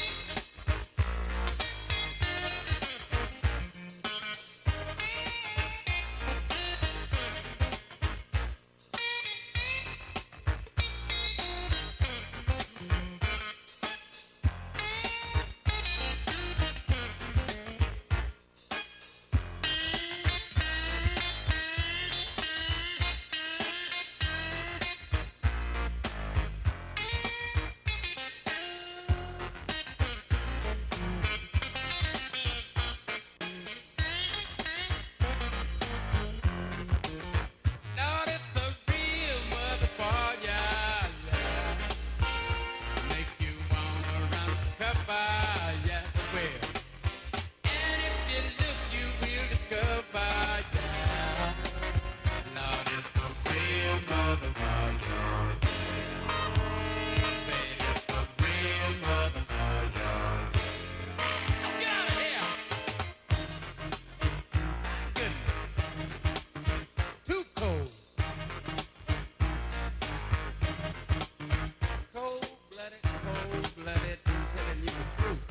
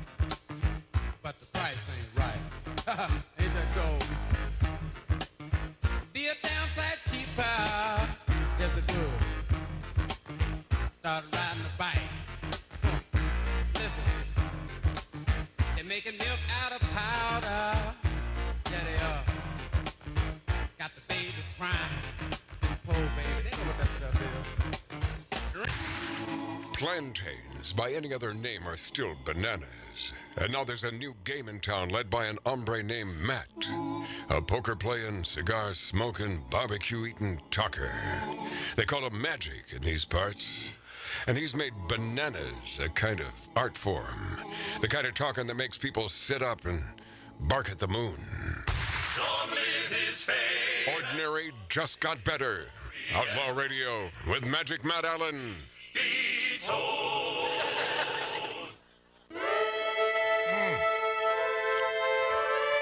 Oh, yeah.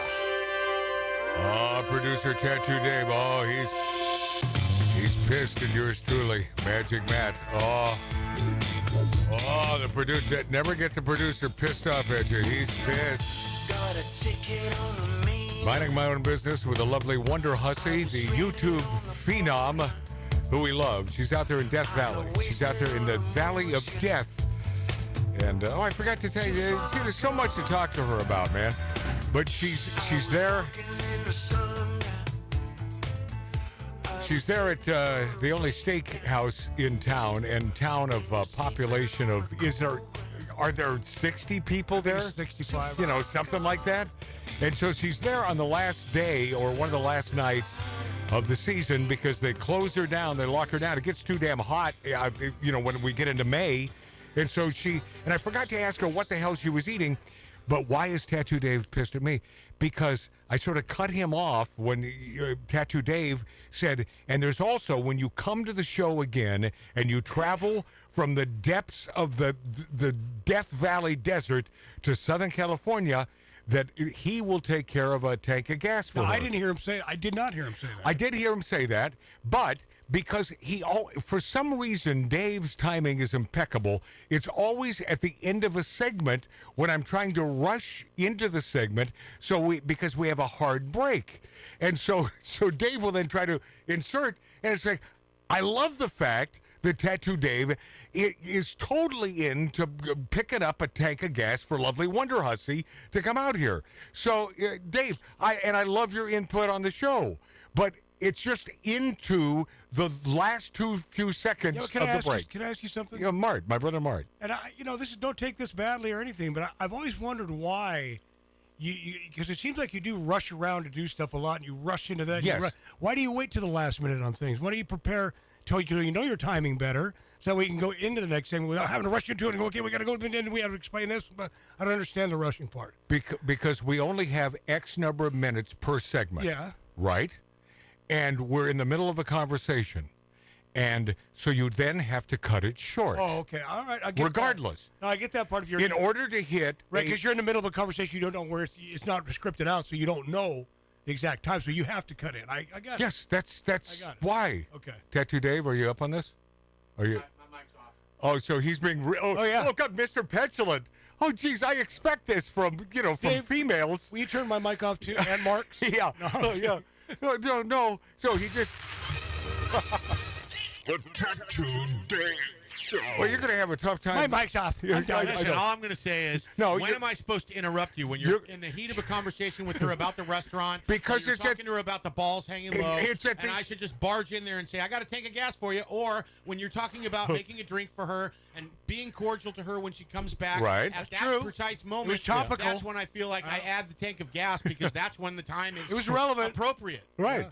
Okay. So, I'm sorry I interrupted you. No, Dave. That's what we do. Dave, no apology zone on this show. Stop the apologies.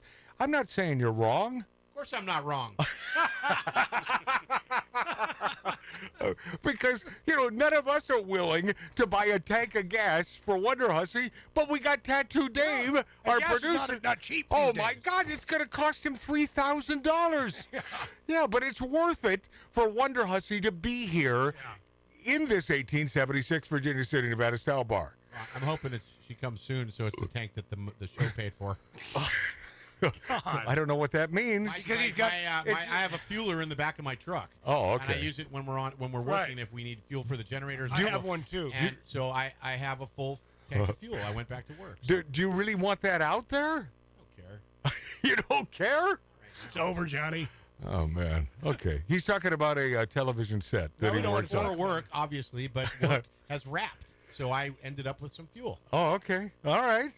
So Wonderhussy has to get her ass out here soon. I was talking to her about tomorrow. Okay. What, just do another show? Yeah. I mean, we can't have her out here and waste the time without doing a show with Wonderhussy. She was going to stay for the week. An entire week? She's not doing Burning Man out here. Oh, God, yeah. By the way, She's doing Burning Matt. Yeah. I hope Wonderhussy's done with that crap, that Burning Man crap. I don't know, man. God. I have a feeling she's definitely not. Oh, it's so stupid. That's the one, we agree on the majority of things, Wonderhussy and my own self, but boy, that Burning Man thing, Pasadena. Who was that? Okay, who's checking in with me? It's got to be Wonderhussy. No, why would you do that? God. Hold on. Wait, what is that? I don't know what that is. No, she wouldn't do that. No. Oh. She checked in with me on a. Well, I checked in with her on her birthday. No, it was 420. The weed day. Yeah, she does like her Mary Jane. And so she put a smiley face. Thank you, Marty. And then Valentine's Day, this made up fake. She's such a good gal. I love her. She really is a good gal. Yeah, yeah. Too bad Dave couldn't get a word in edgewise to at least let her know that he'd take care of a tank of gas for her. Right. I wish he would do the right thing and let her know. It is sad. Why didn't you let her know, Dave? Yeah, Dave. You're right. I'll Dave, maybe I'll do better. Dave, maybe next time, could you make her aware of the fact you're going to take care of her gas? I mean, come on, dude. I'm going to try and do better. I'm new at this still, so Hey, school is in session. Speaking of, a guy learns the hard way after asking ex-users to name a war not based on religion. And to say that I'm a little sick and tired of these entitled know-nothing Ivy League university nimrods throwing religion under the bus is an understatement. I'm so tired of them. So this dude is up there, and he says, so name a war not based on religion. And sometimes someone says something on X, a.k.a. Twitter, that's just begging to get go viral and ratioed. Such is the case with one user who rather smugly, as most of these idiots are, because I got to Tattoo Dave onto this, Kirk and all these other guys man. I talking. don't even watch TV anymore. Oh no, I know, because they're so stupid. I get sucked into it. And it's but they talk as though they're intellectuals at these universities. These guys, Charlie, Ben Shapiro, Oh, yeah. they just shut these kids They down. shred It's them. Unbelievable. Oh, They tear them apart. But I don't think the majority of them, Tattoo Dave, learn from it. They still course think not. they're right. They don't fight get them it. on it. They don't even get it. No, they When don't. A far superior human Yes. just tears you up Yeah. on national whatever YouTube. I don't even know far superior, but when they make their points, when they make solid points. I mean, intellectually, these guys are the Oh, cream of the idiots. crop. I mean, yeah. So this dude smugly asked users to name a war that wasn't based on religion. 3.4 million views, and I think they got 4 or 8 likes out of 3.4 million views. In case you were wondering, here's some wars not fought in the name of religion. Spoiler alert: there are many, and this is good stuff. How about the War of Austrian Succession, War of Spanish Succession, War of Pomerania, French-Indian War, 7 Years' War, the well-known, evangelical Genghis Khan, of course. Of course, that was, that was definitely a religious war with old Genghis. And then Holtz 10 says, how about your war against history to this guy? Funny. I love that. Bob says, well, you got your WW1, your WW2, Vietnam, Korean War, Iraq War, Ukraine War, Revolutionary War, all of Napoleon's wars, all of Rome's wars. Actually, the War of Reproductive Rights against the Unborn has killed more than all wars combined by multiples in just the last century. Less than 11% of all wars are religious. Most of those are Islamic wars. The overwhelming majority of wars happen for the usual reasons of territory and resources. 11%, less than 11%. And so this is going very badly for this smug little idiot stick so far. The overwhelming vast majority of all wars across human history any war fought by Rome, any war fought by the ancient Greeks, any war fought by the Mongols, 100 Years' War, any war fought by Japan, any war fought in Europe in 18th, 19th, 20th centuries, and world wars. As a history professor, I can say with full authority that you suck at this to this guy. Yeah. And I love that. Then there's the football war, which is also known as the Soccer War or the 100 Hours War, a brief military conflict fought between El Salvador and Honduras in 1969. Existing tensions between the two countries coincided rioting during the 1970 fight. Remember the World Cup qualifier? And it was a huge thing. It began July 1969. Salvadorian military launched an attack against Honduras, having nothing to do with religion. How full of crap are these people with absolutely no knowledge, but all they do is recite what they've heard without doing any fact checking? How about the war on drugs? How about the war on drugs? I don't know why we're here. Why are we here? Yeah. How about the war Why on are we drugs? protesting? Was that a religious war? I wish I was more knowledgeable. Yeah, I wish I knew. Debbie, what are we here for? Hey, do you guys know? Yeah, do you guys know why we're here? Well, because Palestinians good, Hamas good. Wait, is that right, or am I supposed to say the other thing? Yeah, Jews are bad, so we're going to block the Jews. I got to tell you, I think it was at UCLA. I believe it was UCLA when the group of Jewish kids got together and said, enough of this crap. Enough of this crap. And they said, get the F out of our way, and boom, they threw their stupid barricades. You can't build a freaking a compound on a campus. It's unlawful. You can't do it. If we'd simply stick to the laws that are on the books, we would have no problema here. UCLA is closed down. Isn't that incredible? It's incredible. Yeah. What these kids did and what they allowed Yeah. is incredible. But then again, UCLA is a stickler on little things like the 5-second rule. If you look at a girl more than 5 seconds, Whatever. you get thrown off campus. I mean, no, that has nothing to do with what's going on Well, what here, I'm saying though. is they're the big lefty piece of crap school. Sorry, they are. Martin, name a university. I can't even name a handful. There are a couple that are not woke. You know, there are a couple good ones, but by and large, I must tell you, keep your kids out of school. If you're spending money for an Ivy League school for your child, you are throwing money down a rat hole. Down a friggin' rat hole. Like Charlie Kirk says, you're getting ripped off. Well, you're getting it up the old arsaroo, man. I mean, and you are. But if you're one of these parents who believes in this lefty crap and America sucks, then I guess you're doing the right thing, because those effing professors who are essentially socialists / Marxists / communists who hate America, this is what they do in their classes. I know this. My daughter went to law school in Brooklyn, and she asked me about a test she was going through and where her professor leaned. And by the way, you know, my daughter is a moderate. I mean, she'll just, I said, just play the game in order to get your diploma.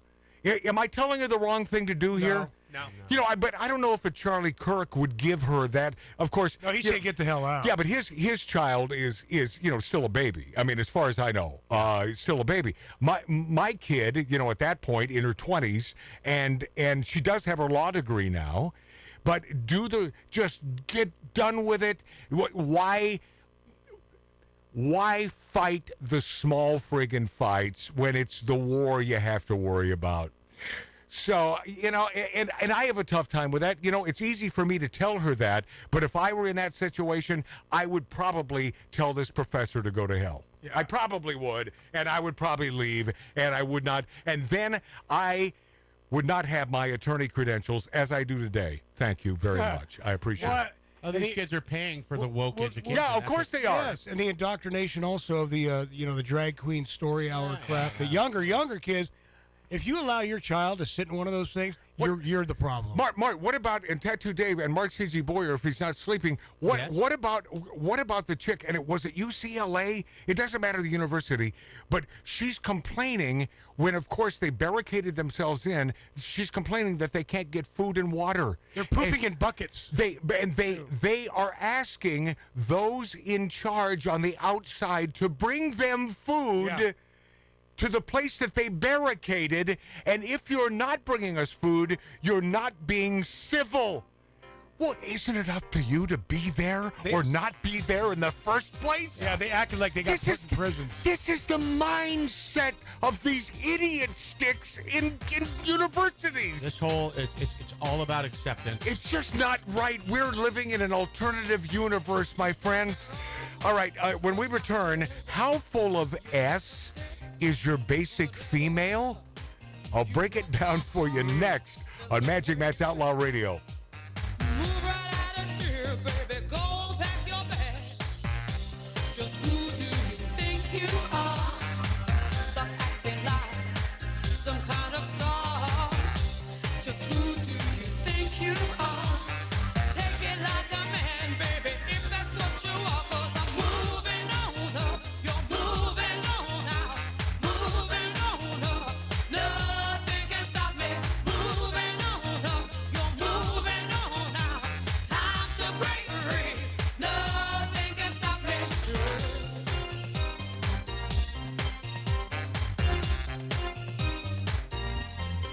They brag a man has walked in space, but you can't even find my place. There ain't nothing you can do. Yo, my people, Tattoo Dave here, just reaching out to say thank you. I wanted to give a shout out to Keith Izat from Wausau. What's up, Keith? Thank you for joining us. And Randy, all you guys out there on the chat, you know it's Mary's birthday, so she's out celebrating her birthday. So I'm trying to keep up with the chat, but it's hard.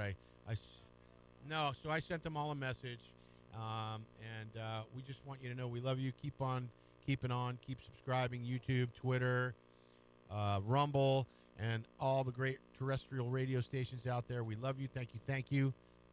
And we will be doing what we're doing.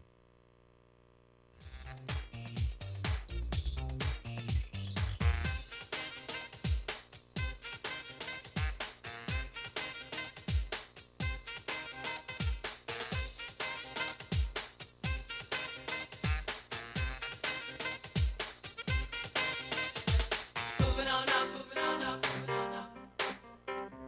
Moving on up, moving on up, moving on up. Moving on up, moving on up, moving on up.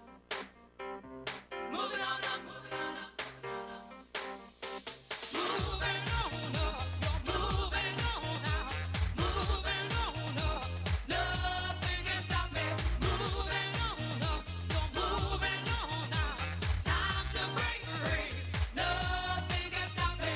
Moving, moving, moving. Nothing can stop me. Moving, moving. Time to break free. Nothing can stop me.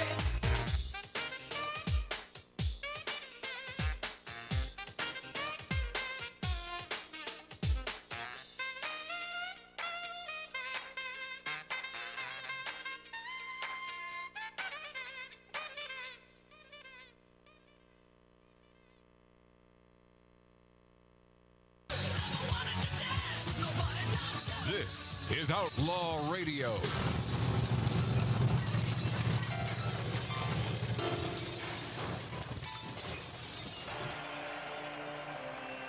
Oh, it's mighty fine bourbon. Mighty fine. Where the hell is this bottle? Yeah, I could use a refill. Oh, no, you can't. Oh, I know you think you do. Oh, boy. You're going to pay if I don't get Where one. the hell? I'm paying anyway. Exactly. Where the hell did it go? Well, anyway, it's Russell Bourbon. It's 100 proof, and my thanks to Tim and Paula in What's Up, Yeah, it's good stuff. I've only had a couple sips, and that's all you need. It's 100 proof, for God's sakes. On the radio show where we drink, we smoke, we interrupt. And I mentioned we're a radio show that simply happens to be on YouTube, on Rumble, and on X. And if you haven't subscribed to us on YouTube, come on, do the right thing. They hate us. You don't, I'm assuming. So subscribe to us, Magic Matt's Outlaw Radio. That's how you find us. If you're simply listening to us right now, you'll find us on some of these platforms. On Rumble, you have to follow us. There's no subscription. I don't know. They all have their own crap. There was a comment, I think it was last week or the week before. Yeah. From she calls herself Katie, if it is a she or whatever, but she said, by the way, it's a question to you. Is Marty single? Oh, uh-huh. And you simply replied, well, you'd have to ask him. Yeah. I believe so. Well, the answer to that, Katie, if you're listening now, is please send me a picture. No. It depends on if you're going to rip my heart out and stomp on my soul like all women do, or you're going to be nice to me. Right. So if you're going to be nice and not spend all my money and tear my soul out, then I'm single. Marty, you're not going to. You don't have any money or a soul. True. Well, Yeah. okay. Well, that's because it was all ripped out. It was all ripped away from him. It was, man. See Stomped on. See the way that worked? Country music star Gavin Adcock. Do you know this guy? You're a country music aficionado. I don't know that name. Oh, you actually. don't? No. Well, he blasts Biden. I'll get into that next hour. Plus some Mahar. You know, it's funny talking to Robert Davi. I love Robert Davi. I know you're going to say it. It's cracking me up. Talking to Robert Davi, our favorite villain from the Bond movie with Terrence Trent D'Arby, who was playing Bond at the time. And Timothy Dalton. yeah, not one of my favorite Bonds, but my favorite Bond villain was the great Robert Davi. And so when I was talking about Bill Maher to Davi, and Davi is one of those. He's one of those innocents who's been around for 70 plus years, and he's done star of his own television shows in a gazillion movies. The Goonies. I mean, you Very can't recognizable face. Oh hell yeah, you can't watch the Goonies without digging Robert Davi. You know what? Mark and I went to the movies a couple of days later, and there was a preview with him in it. Oh really? I forget what the movie, but it wasn't the movie that we. So Davi, what a good dude. Yeah. But what I'm talking about, we're talking a little politics because Davi is one of us, which means he loves America. And I mentioned Bill Maher, and so he's a very it's tough to find the funny bone in Robert Davi. Yeah. So he took me literally. He said, "Well, yeah, okay. So it's Mahar." Is that how you pronounce it? Is that so he pronounced it the whole time that way. Yeah. So I thought he was just going along. No. So then he continued calling Bill Maher. And see, I love that innocence in a Robert Davi because he really is an innocent. He's a lover of America, and he's a guy that loves freedom. And but the innocence quotient for Robert Davi is so beautiful. He's like trying to get one of those guards to laugh or smile or anything into the guards in England. Robert Davi would have been the greatest there in London. Yeah. Oh, as a trying to make guard. him laugh or Oh my God! Because you can't get Davi to laugh. No. Even after we all tried. Even after a bunch of wine one night until 4 in the morning. He was teaching us acting, and he was serious about it. Very, very Shakespearean. I'm serious about this. I'm serious. I'm he's a New York boy, man, and finally, lived here in Southern California I just threw up in my mouth. Southern California for a gazillion years. Finally, he couldn't take it anymore, and he's in Florida. God bless him. He's in Florida. We'll cut this short because I want to give full attention to how full of S, that's the S word that ends with a T, 4 letters, is your basic female. We will break, and by the way, not my daughter, mind you. Oh. My daughter's out of it too. 2 exceptions. Isn't it funny how that works? Our daughters are out of it. Isn't that funny? No, not really. No, yeah. But I listen. It's biased. I'm an equal Well, it is. I'm an equal opportunity offender, and when we return, 3, 2. When we return next hour, I will break it down. And listen, not that my word is everything, but it is. And country music star Gavin Adcock, just the name alone you should like, plus Bill Maher, people not worrying about democracy due to inflation need to be slapped up the head. How can a guy as smart as Bill Maher be talking about democracy when these fools are in charge? Wait a minute. Fill my cup, put some nigga in it. Take a sip, sign the check. Julio, get the stretch. Right to Harlem, Hollywood, Jackson, Mississippi. If we show up, we gon' show out. Smoother than a fresh drop skipping. I'm too hot. Call the police and the fireman. I'm too hot.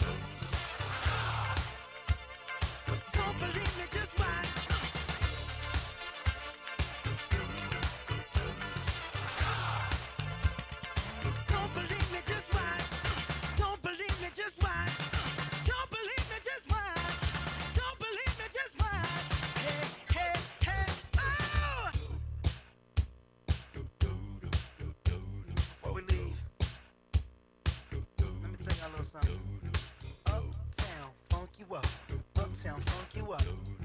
Uptown, funk you up. Uptown, funk you up. I said uptown, funk you up. Uptown, funk you up. Uptown, funk you up. Uptown, funk you up. Come on, dance, jump on it. If you said and flown it. If you freak dead and own it. Don't brag about it, come show me. Come on, dance, jump on it. If you said and flown it. Well, it's Saturday night and we in the spot. Don't believe it, just watch. Come on.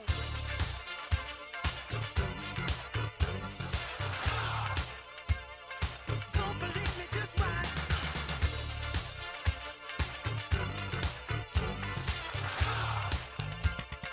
Don't believe me, just watch. Don't believe me, just watch. Don't believe me, just watch. Don't believe me, just watch. Hey, hey, hey, oh!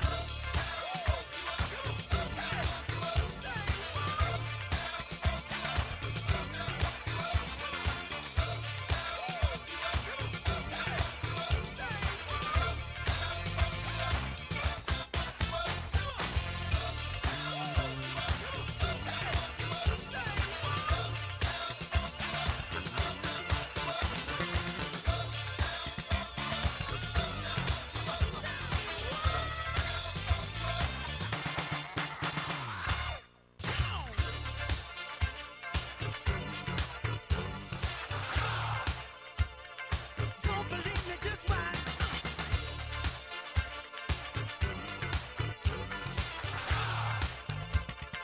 Don't believe me, just watch.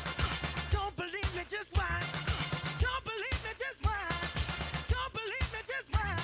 Hey, hey, hey, oh! Stop. Wait a minute. Fill my cup, put some nigga in it. Take a sip, sign the check. Julio, get the stretch. Right to Harlem, Hollywood, Jackson, Mississippi. If we show up, we gon' show out. Smoother than a fresh drop skipping. I'm too hot. Call the police and the fireman. I'm too hot. Make a dragon wanna retire, man. I'm too hot. Bitch, say my name, you know who I am. I'm too hot. And my band bout that money. Break it down. Girls hit you, hallelujah. Girls hit you, hallelujah. Girls hit you, hallelujah. Cause Uptown Funk don't give it to you. Cause Uptown Funk don't give it to you. Cause Uptown Funk don't give it to you. Saturday night and we in the spot. Don't believe me, just watch. Come on.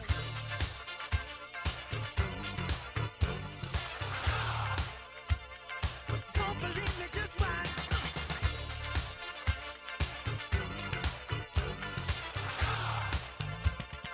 Don't believe me, just watch. Don't believe me, just watch. Don't believe me, just watch. Don't believe me, just watch. Hey, hey, hey, oh! Before we leave, let me tell y'all a little something. Uptown, funk you up. Uptown, funk you up. Uptown, funk you up. Uptown, funk you up. I said uptown, funk you up. Uptown, funk you up. Uptown, funk you up. Uptown, funk you up. Come on, dance, jump on it. If you said and flown it. If you freak dead and own it. Don't brag about it, come show me. Come on, dance, jump on it. If you said and flown it. Well, it's Saturday night and we in the spot. Don't believe it, just watch. Come on.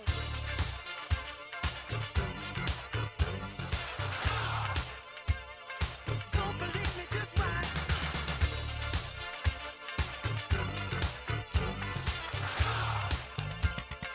Don't believe me, just watch. Don't believe me, just watch. Don't believe me, just watch.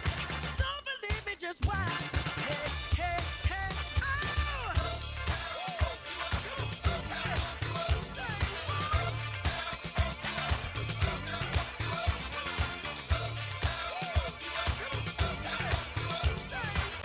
Doohickey, you know, the doohickey that rolls. Hi, this is Meatloaf. Okay, kids, you know what time it is? You know what time it is? It's Outlaw Radio time! The most imitated radio station in the nation. I'm through with standing in line for some fun to begin, but I found a good thing leaving me with a grin. It's time for Outlaw Radio to begin. Tell me what you have the great Billy Gibbons here? Yeah. It's very cool. Yes, he just passed out. Yeah. Hey, that didn't sound too bad. Huh? At the Lightning Buff Lounge. Oh, man. We're here with Matt. Oh, yeah. At the Lightning Lounge. Oh, little outlaw radio. We're here with Matt. Yeah. And he's not fat. We got all these guys and girls in the house. Let me tell you, that's where it's at. And that's, ladies and gentlemen, Matt Allen. Pass me a gallon.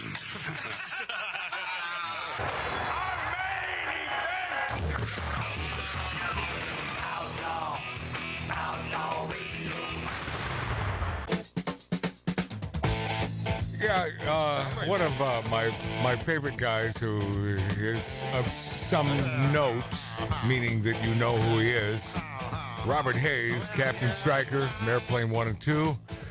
Had a nice conversation with him last night. You know, the only time I call Robert, and, you know, every few months, I'll be out there and smoking a stogue and having a little Bailey's knockoff liquor. You know, that creamy, beautiful, sultry, silky, smooth stuff that coats your upper palate. Boy, that's good stuff, man. I'll get the wild hair and I'll call Bob, but I have to be in the mood to know that I'm going to talk to him for at least an hour. He likes to talk. He loves to talk. I mean, I got a phone. He said, "Here, my brother wants to talk for a minute." I think we talked for 20 days. No, yeah. And he's in Hawaii, so that's 3 hours earlier. Yeah. I mean, so, you know, he's living the daylight while we're here at 9 o'clock at night. But I just wanted to tell you that he wants me to wish you happy days, and he loves America, and he hopes that you also love America. And he ended the conversation with, tell your folks out there, God bless America. So that's Robert Hayes, Airplane fame. And he also subscribed to all of our channels. Captain Stryker. He loves us. Yep. Robert Hayes, he would never subscribe. He wouldn't even know how to do that. Sure it was him? It's worth a try. Yeah, okay. Dave, you liar. No, it's see, and I fill him up with a bourbon. He asks for more bourbon. I give him bourbon, but I know that it's not good for him. No. Because then he makes statements like that that go absolutely nowhere. Talk to the people. They all are cheersing, and I'm cheersing. Oh, by the way, I want to say happy birthday stop, to Mark. Mary. Just Happy wait. birthday, Mary. There's no such thing as cheersing. It's called a toast. I'm cheersing. Oh God, these are the things. Well, that Dave can say cheersing just because he's Dave. You know who? According to a couple of the listeners, Dave is never wrong. Do you know who says cheersing? My buddy Paul Liebeskin. Well, then I'm never saying it again. Okay. And our relatives on mom's side, Uncle Don and those people, they would say cheersing. No, you're toasting. Yeah. You're not cheersing. It's you say cheers. Yeah, cheers. You know, you can say sláinte. Listen, you can say anything you want. Yeah, I'm not the boss of you, and I'm certainly not your daddy. Yeah. That I know of. Okay. Well, I mean, you don't know. I'll tell you what, you don't know. And I wonder what happened to Terry Vincent, my buddy in Eugene. He was on with us last Saturday.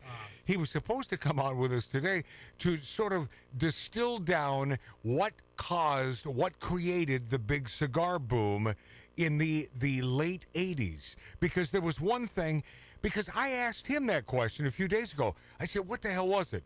And he knew exactly what it was. And I found it interestingly enough, that I was going to share it with you. But I'm not going to do it without, I hope he's still alive. You know, he's a big man.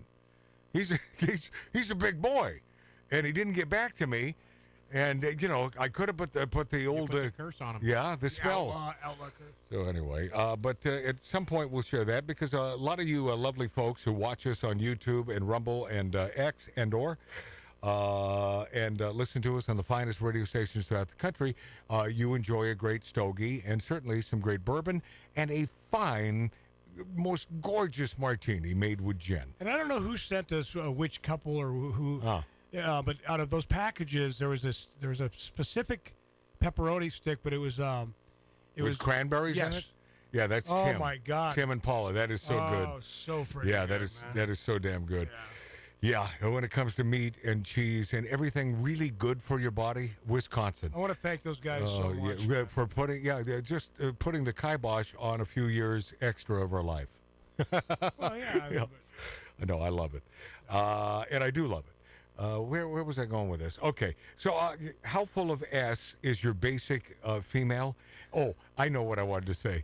As I'm saying this and thinking, if my mother is watching us today, and I think her preferred thing is YouTube. Hi, Nancy. Yeah, then my mother, a.k.a. Nancy, when I'm saying how full of S, my mom is probably shouting at me. No, she's agreeing, probably. No, how full of crap are guys? How full of crap are males? Huh? I don't That's know. the question. I don't know, man. Mom Huh? gets it. She gets it the way women are. The caddy and all that stuff. Mom's never been a caddy person, I don't think. Your mom plays golf? God, you're a douchebag, dude.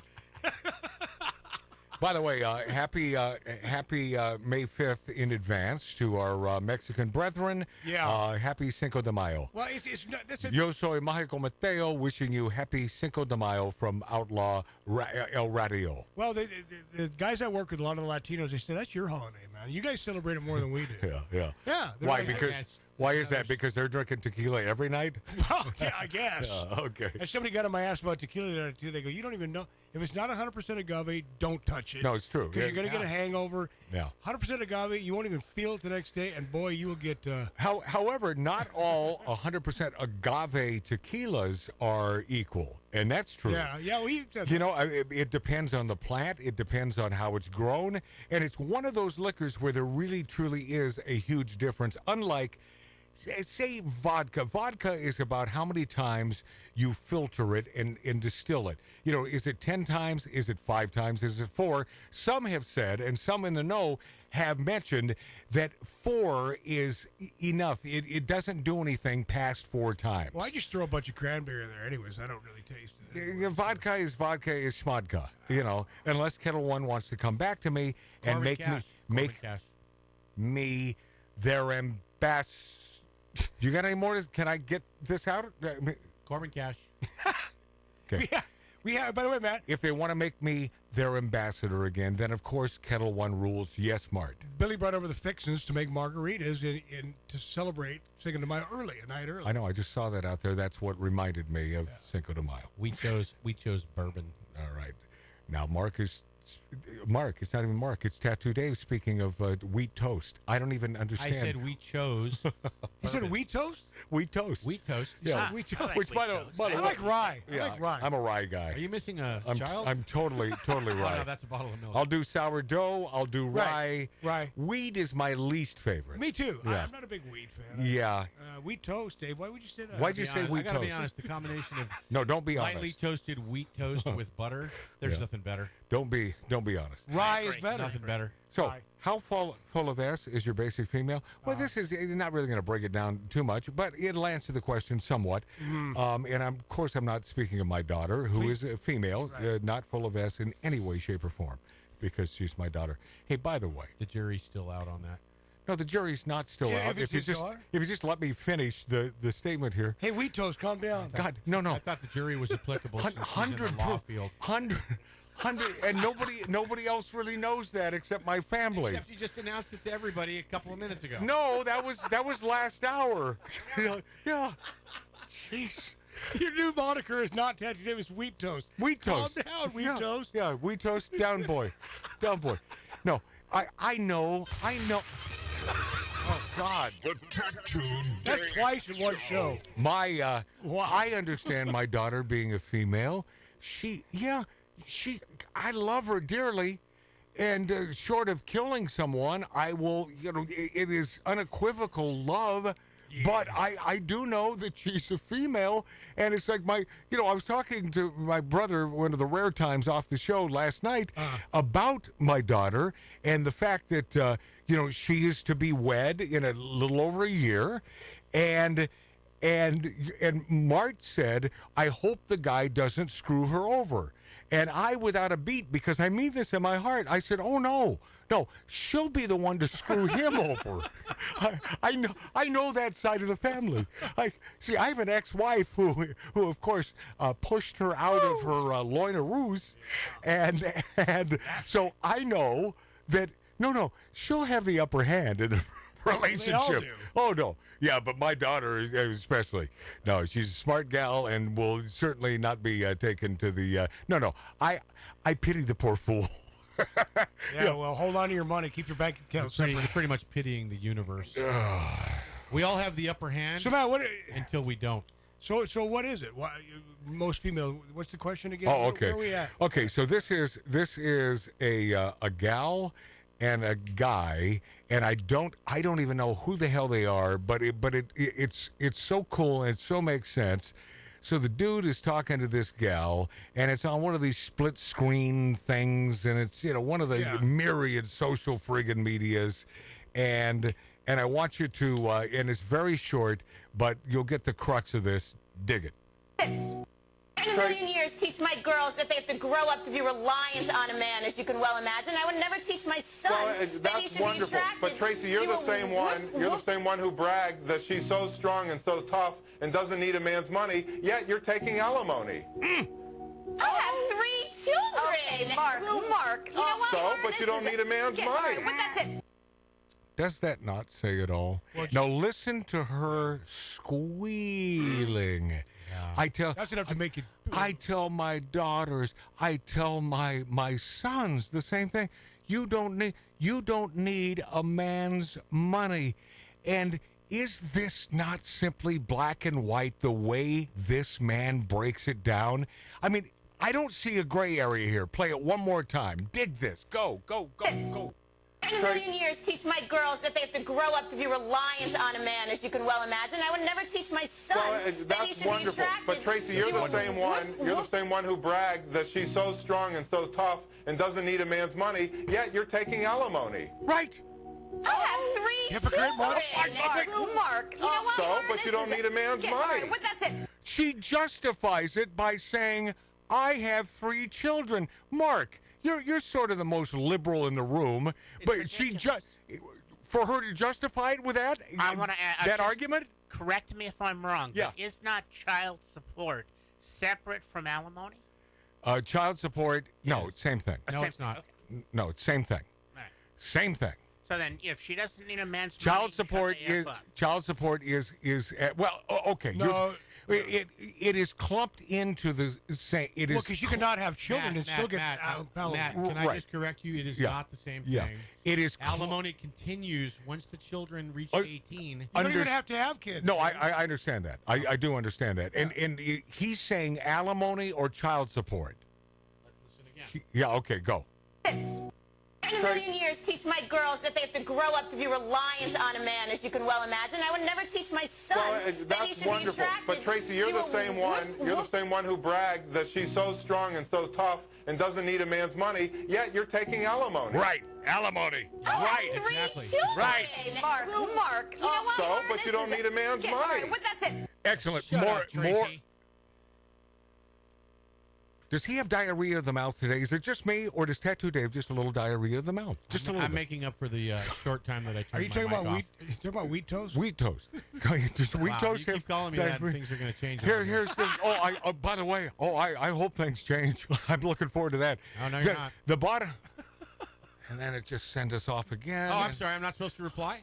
He's on one. Okay. Oh God, he's on a terror. He's just. Some people are unwilling to learn to do the right thing, right, Tattoo Dave? Well, or is it wheat toast? Is it wheat toast? Wheat toast. He doesn't like to behave. Please He call does- me no, WT. You can't behave. You simply can't behave. You are right about alimony. That is not child support. You're right. 2 separate things because I did both. I recall that. And so it's more to his point that you're taking alimony. Right. And right? That's and you what I was getting. Right, and you don't need men. Well, but I have 3 children to support. Well, that's child support. Right. You don't have Right? Mark, you don't have to have children to get alimony. Right. But Right. he's saying. Yes. She's saying. Right. I don't need a man's money. Alimony is the man's. The money. man's Of course money. it is. Period. Child support Yeah. goes to the children, not the Well, wife. that's up That's to what the, it's supposed to. Yeah. That is completely up to the Oh wife. no. Yeah, I know. Yeah. but that's- Believe me, I've been down that path. Yeah, with Tattoo so have Dave. a lot of my friends. Oh man, it's They spend it on themselves. It is a scam-a-lama ding-dong. Let me just break it down to this. Feminism is one of the great American scams of all time. Of all time. It is a scam, a lamb, a ding-dong, because this sect of females back in the 60s wanted their cake and eat it too.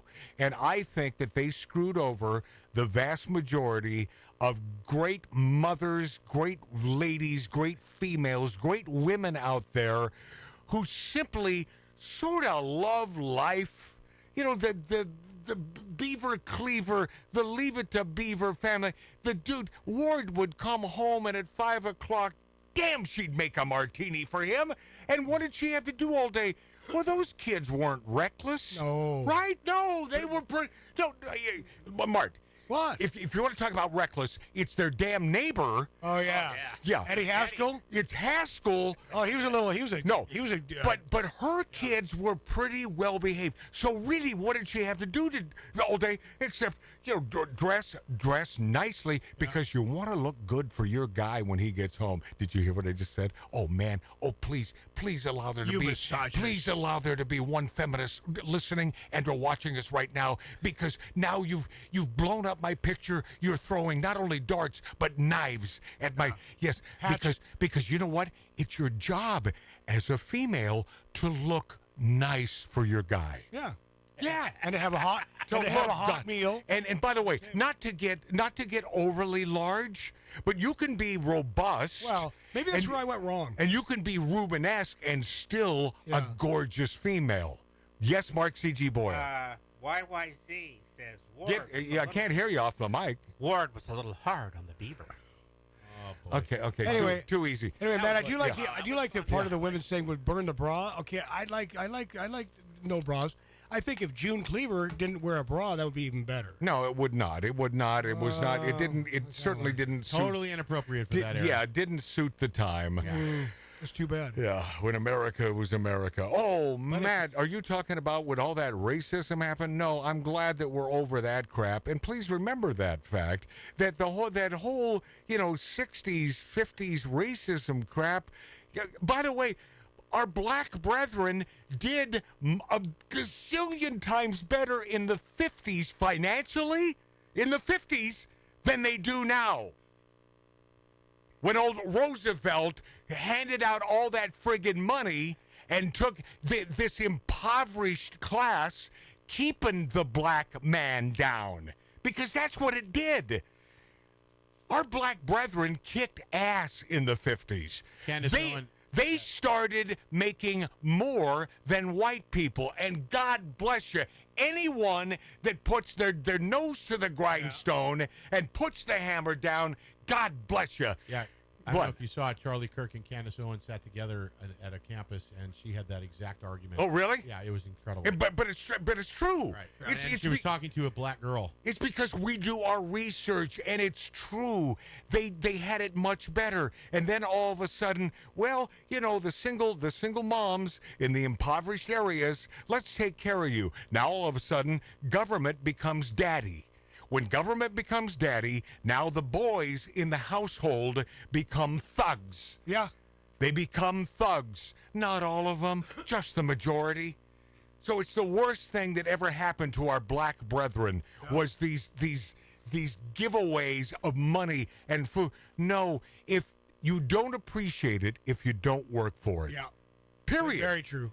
That's why you hear so many stories of the person that wins the multi-gazillion-dollar lottery, and less than a year later, they're impoverished. They've lost it all because you don't appreciate it unless you work for it. You know who taught me that? My father. Yep. Gary, my father taught me that. He sure and he did. told me that when I was a mere child, a tender age. And he said, you won't appreciate it unless you work for it. And he's 100% correct. You know what's funny, My father Matt? did the same thing. Oh, he did? Yeah, he did the same thing with you, Mark? Yeah, because my 16th birthday present was a job. That was my present. Was that the day he said, okay, I'm gonna take you out for your birthday, and he dropped you off at McDonald's? Yes. Yeah, and that was your gig. That was my birthday present. I love that. Good. Hey, Matt, you know what's funny? Huh.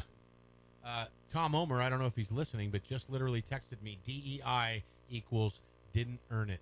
Yeah, yeah. Well, must be of listening. course. Literally 3 minutes ago. No, hey, Tom Omer, good man, good part of the Well, show. now you're talking about earning. You should be here today. Really quickly, the Tom Omer, by the way, great actor. He's in that Nefarious. Freebie and the Bean. Oh, it's not Freebie and the Bean. No, Jack and the Beanstalk. It's Nefarious. It's Yeah. a scary movie, but not scary where it's a horror movie, good. but it's a great movie.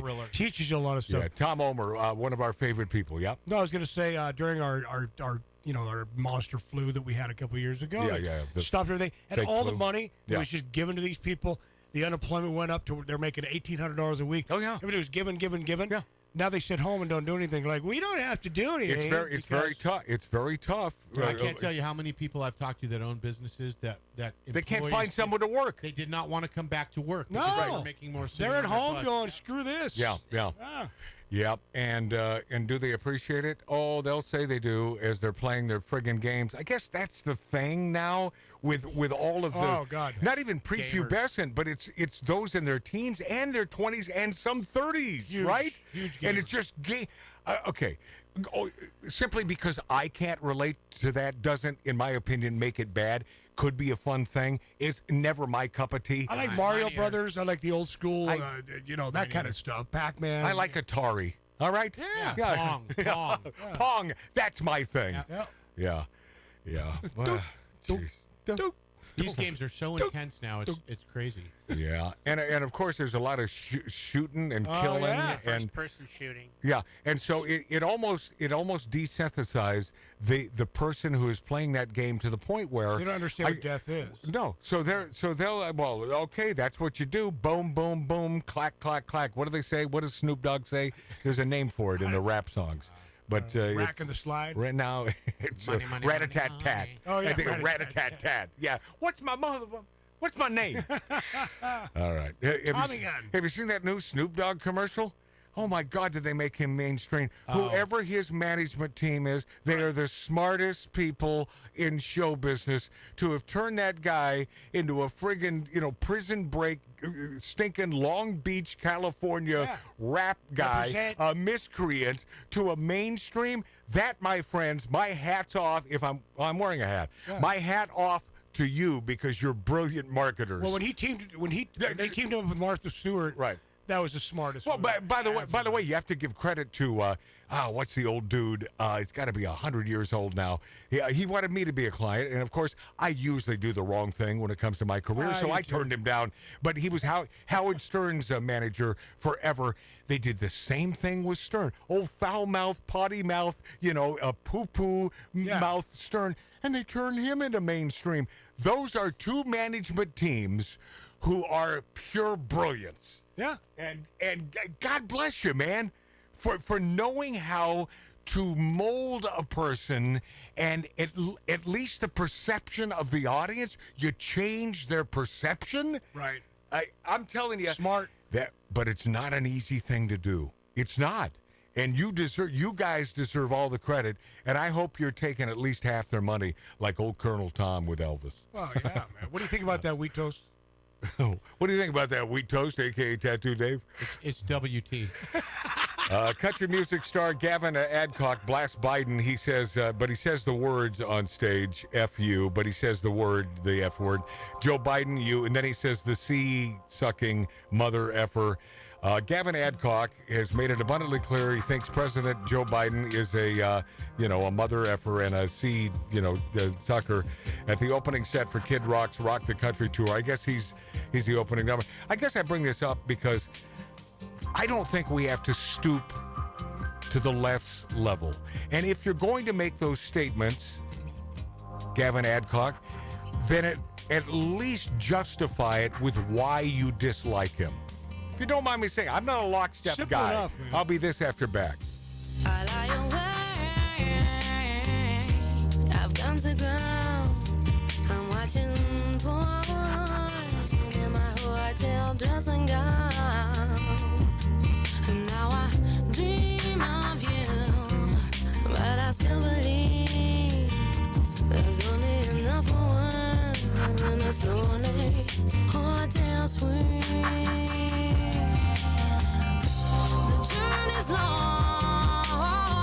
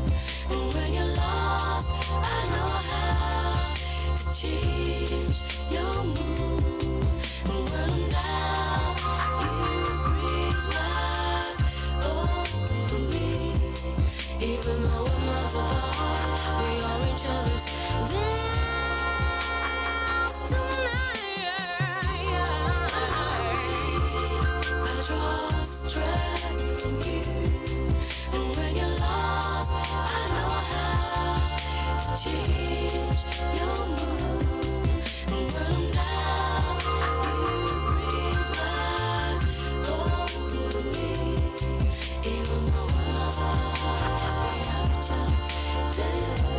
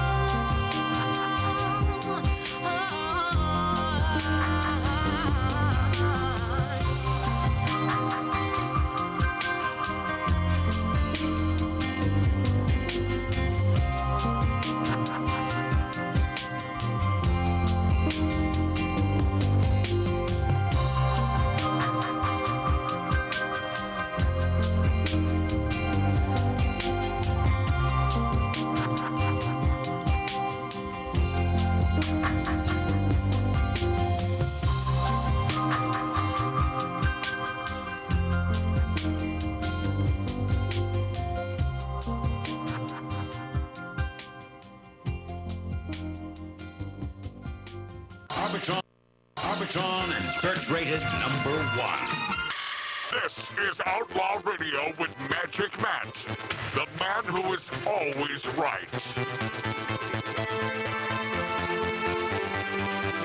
Yeah. Welcome back, my friends. Welcome back, my friendlies, to the big ferocious dog, the pit bull of broadcasting, the German shepherd of gyrations. From the hills of the San Fernando Valley, we smoke, we drink, we interrupt. We're the show spitting distance from Hollywood, Cali, where the miscreants live. Look over there. Anyway, you can see me pointing if you're watching us on YouTube, on Rumble, on X, formerly Twitter, Magic Matt's Outlaw Radio. And I appreciate all your comments. I guess, boy, you're chatting it up because our lovely upstate New York Mary is celebrating a birthday. Happy birthday. Happy birthday, you donkey. Yep. But she Right? is back. Lost She's back my from tail dinner. She's again. back from dinner with the Lost my kids. tail again. Christopher Robin. It's a nice Winnie day. the Pooh. Where's Winnie? No, but happy birthday to your honeypot. How Is about this that? called Sherwood Forest? I Yeah. call it S Forest. Yeah. I mean, she has, does she have one? She has one child. We love her son. She has two. But Two, I think. Our daughter. She Daughter does have and a son. daughter. Yeah, so the old honeypot has been explored at Whoa. least a couple times. Whoa. And happy birthday, love. And they both made it out to celebrate with her. Yeah. Oh, they made it out. Yeah. They're out there, yeah, with her. Yeah. Why is that funny? I don't. Okay, we both understand that, but Right. Tattoo Dave, Nope. Tattoo Dave has turned into the blonde chick behind the board I don't there. get it. Yeah, I thought my hair is lifting. At the bottom of the pool. Bill Maher, what was I going to tell you? There was something I wanted to mention. Damn it. So I'll just move on to Bill Maher. Says people not worrying about democracy due to inflation need to be slapped upside the head. Okay, so I didn't dive into this, so let's get into this, and we won't make it elongated or boring. I promise you. Just hang in there. Bill Maher stated that voters who aren't talking about democracy, worried about the cost of living instead, need to be slapped upside the head because the democracy issue is important as well. He also argued that people do care about democracy also, in addition to economic issues. While the panel was discussed, this is the part that I don't understand because I know Bill Maher is an intelligent guy. Doesn't make him a smart guy, but he's an intelligent guy. So when you're talking about democracy, how can you support Joe Biden? How can you support this friggin' maniac who is certainly not for free speech? Just the opposite. How can you support a guy that is behind the attempt to lock up the future president here in 2024, a guy named Donald Trump, and go out of your way with charges that are so out of the asses of prosecutors and DAs beyond the pale of legitimacy? And people wonder why they're doing this? Okay. Yeah, the panel was discussing whether 2024 Republican presidential candidate, former President Donald Trump, would leave office at the end of the second term if he wins in 2024. Okay, that's just stupid. That's just stupid. Fox News contributor and former Trump senior counselor Kellyanne Conway, always liked her, always found her little sexy nasty, always liked. I don't know who that is. Oh, you'd agree with me. She wondered why that was the topic of discussion. Mahar responded, "Why are we talking about whether elections matter in America?" Yeah. Conway responded, "I've been a pollster for decades. A fully recovered attorney, and happy about it. My job is the prism of the people. People are not talking about that, Bill. They honestly are talking about bacon and eggs. Yes, I talk about eggs every damn day and how ridiculously expensive they are. Insurance, the utilities, they're trying to meet everyday expenses." Mahar cut in to state, well, then they need to be slapped upside the head because it's important. People do care about democracy. I do. That's why I'm voting for Donald Trump. Because I do care about it. I do, and this has nothing to do with the fact that we, as the United States of America, are a republic. Yeah. But I do believe in a modicum of democracy, and Biden certainly doesn't, because the guy is a son of a bitch and a-hole. He's a bad, bad person. I'm not talking politics All here. those people He are. is a bad friggin' person. Yes. I'm just going to say one word, and I'm not tying it to my last sentence. I'm just going to throw out one word, and we'll just let it hang there. Rapist. Far left Disney lost $628 million on 4 woke flops. The Disney grooming syndicate released 4 of last year's 5 biggest flops, lost $628 million. Couldn't happen to a nicer bunch of a-holes. Oh.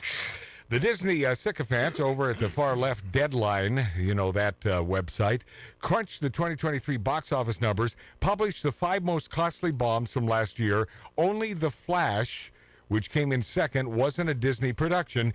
Here are the last year's 5 biggest bombs with their net losses. The Marvels, minus $237 million. Ouch. The Flash, minus $155 million. Indiana Jones and the Dial of Destiny, minus down $143 million. Anybody see that in this room? No. Is that right? I have no interest. Mark C.G. Boyer, were you a fan of the Indiana Jones series? Yeah, but then when they came out with the aliens in the last The Crystal one, Skull. I walked Yeah, away. it was horrible. I did too. I Crystal lost Skull interest after was that. just awful. Hey, was the second one with Sean Connery or Yes, the third? Second. Second. Well, whatever it was, I stopped. It's the third one. That's The what I second thought. was the Right, that's what I thought. Okay, fine. Oh, yeah, maybe. Okay. So my point is that I stopped watching after the third one. Sean Connery, that was a great move, making him the father. Brilliant. And then just down the tubes, they lost $143 million. What are you doing, Diz? Old Dister? Oh, They're man. raising the prices to get in the park. Your patriarch, man. Your patriarch is spinning in his file cabinet. You know, that's where Walt Disney used to keep his bourbon. Yeah. Oh, yeah. And In his office. Now his head's in there. You know, he had to deal with all those loudmouth kids. Can you imagine? Oh, he had to suck her down. Oh, boy. You know, he was also an avid smoker. That's why he opened up the private club and did. He would have got along great here. Yeah. Well, he's dead. I said would have. Haunted Mansion lost $117 million. Was that Eddie Murphy? Yeah. Yes. Yeah. $117 million. I kind of liked the first one. It wasn't bad. All on its own. The Marvel. Well, this just says Haunted Mansion. It didn't So say- there are two. It's 2, I think. I didn't know there was a second It one. is a remake. A remake of the What? movie with Eddie Murphy. How do you do that? How do you do that? It can't be a remake. Wow. Huh. Yeah. Mark, look at him. That's a 100 proof bourbon talking over there from old Cashew Mike. Cashew what? All on its own, the Marvels lost Cashew nearly Mike. $250 million with a B, $250 million. They're bombing because people can smell woke dog S a mile away. Hello, Larry. That's why. And of course, Disney's decision to destroy instead of protect the innocence of children.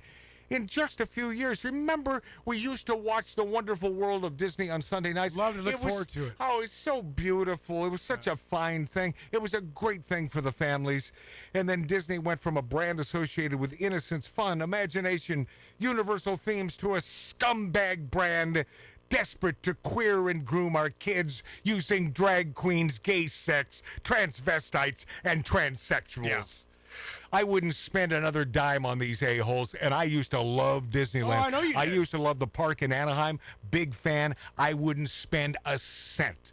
A buddy of mine, close friend of mine, took his family or some relatives to Disneyland. I said, why would you do that? I said, don't you know what they're about? He said, yeah, I do. And this guy is same political stance, meaning that he loves America. And I said, why? Well, no. Take him to Knott's or Universal. Yeah, right. No. Well, they want to go to Disneyland. No. Yeah, I mean, Universal's good. Mark, you know me. If someone wants to go, someone's visiting from out of town, they want to go to Disneyland, and maybe I could even hook them up for free. Right. I wouldn't do it. I'd say no, not going to Disneyland. You're on your If own. you're on your own with that. Because these are miscreants. These are bad people. And I hate it because I love the place too. Yeah. The old classic rides, man. I mean, They become bad people, man. So no one wanted to see Haunted Mansion because it looked like affirmative action casting. So there was the original, which starred Eddie Murphy. Yeah. Yeah, and that never made us feel that way because Eddie Murphy is a talented guy and a great performer. And he's a funny dude. I like Eddie Murphy. And the chick that played his wife was hot. You know what he is? He's simply a star. Eddie Murphy is a star That's it. and deserves all the accolades bestowed upon him.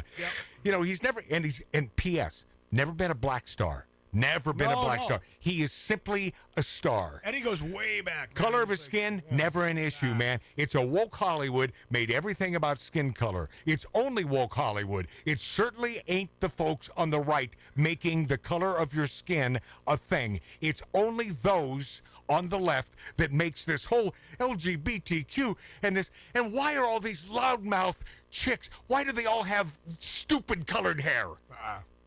I know it's a bit of a non sequitur where I'm going, but do you understand why? Can someone answer that question? Why do they all have the purple, the pink, the stupid effing hair? I don't know. Oh, it's just stupid.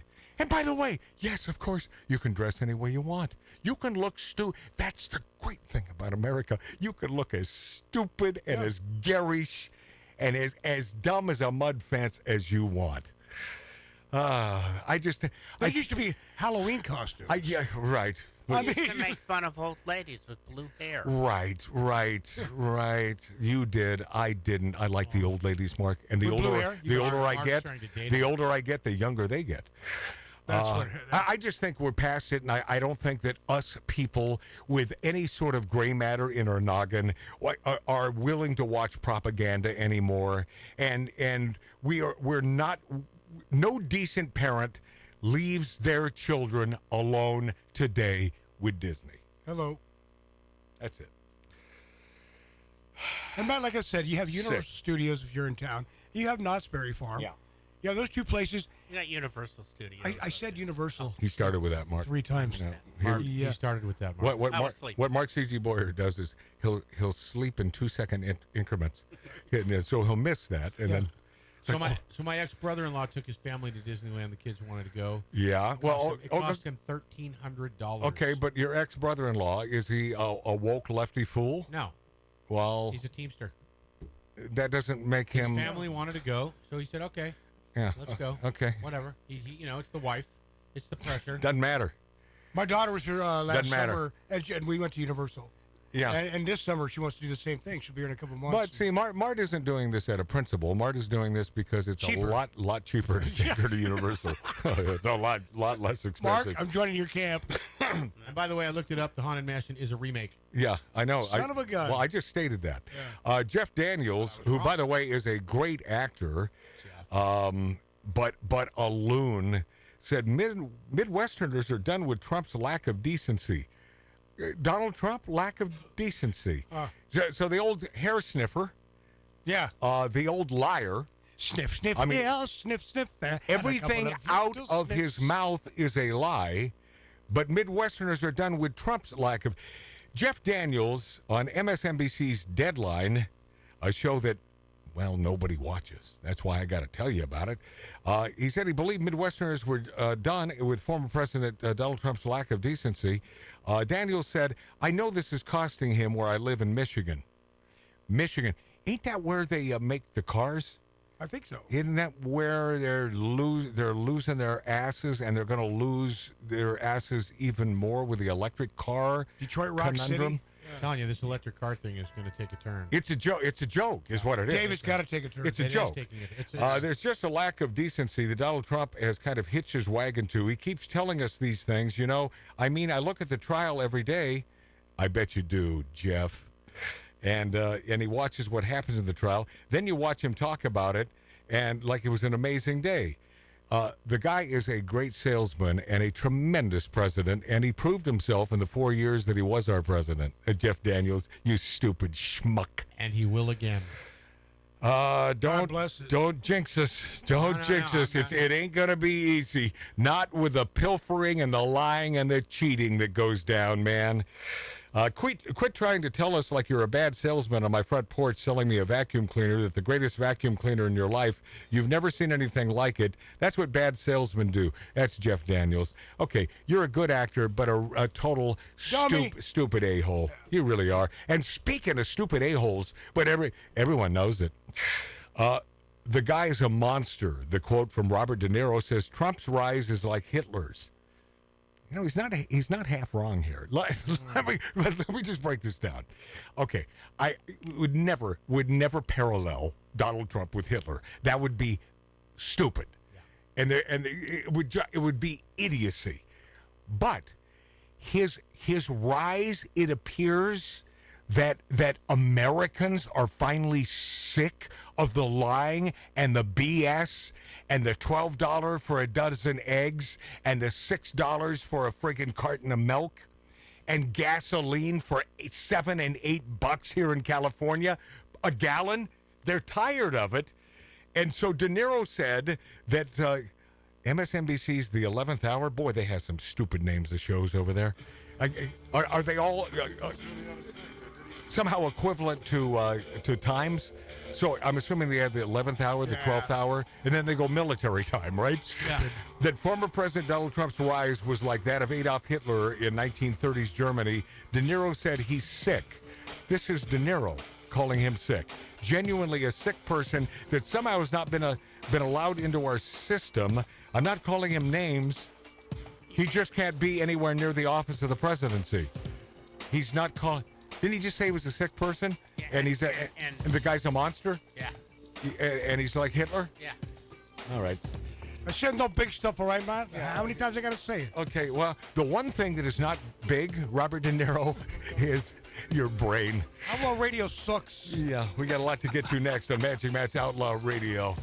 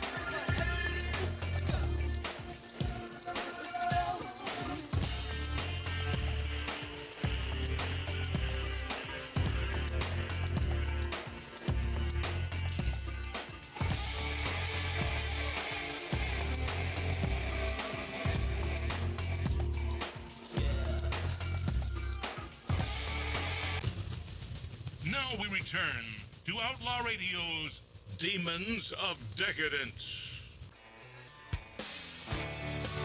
Well, I am not the only one that wants to give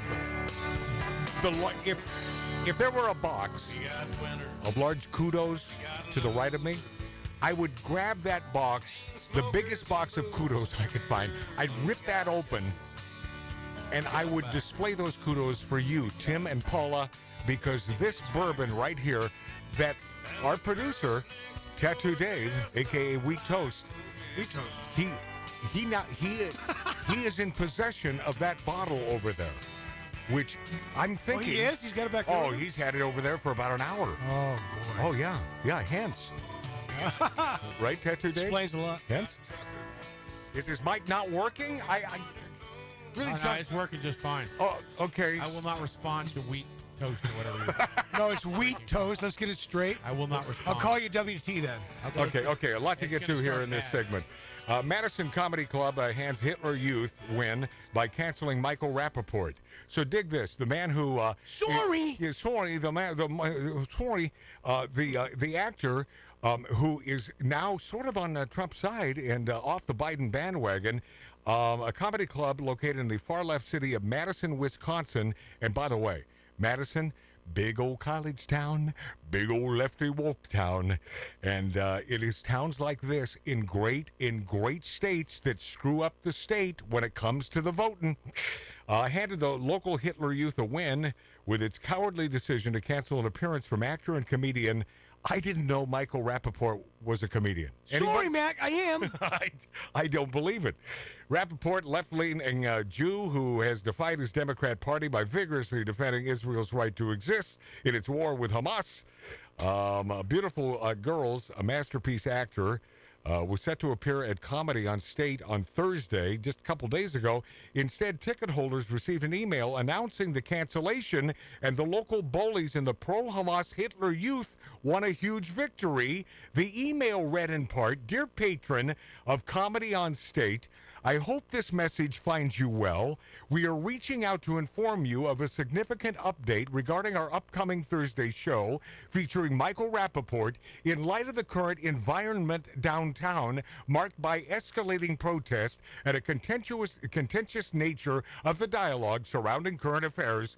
We have made the difficult decision to cancel the Thursday show with Michael Rappaport. The safety and well-being of our audience members, staff, and community are our top priorities, and we believe this decision is in the best interest of all involved." What a bunch of pussies. We appreciate your understanding and support during the time. Your safety and well-being are of utmost importance to us. We are committed to ensuring corporate gobbledygook. Caving to your local brown shirts only emboldens them and further endangers everyone's safety instead of doing the right thing. You kowtow to these protesters? Instead of having loud, sorry, Michael Rappaport on stage.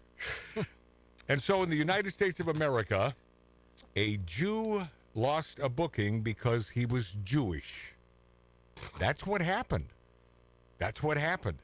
Rappaport responded to the news with an X tweet. "Yup, very, very effed up," he wrote. "Yup, very, very effed up.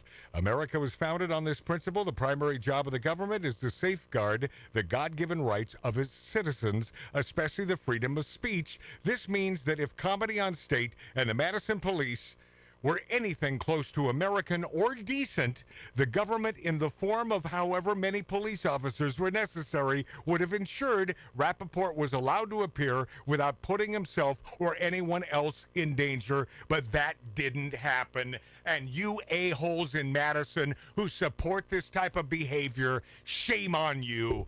You un-American pieces of S. And I know we have many, many listeners in Madison. And you know who you are, man. It's unreasonable. It's unfair. Life isn't fair. I understand that.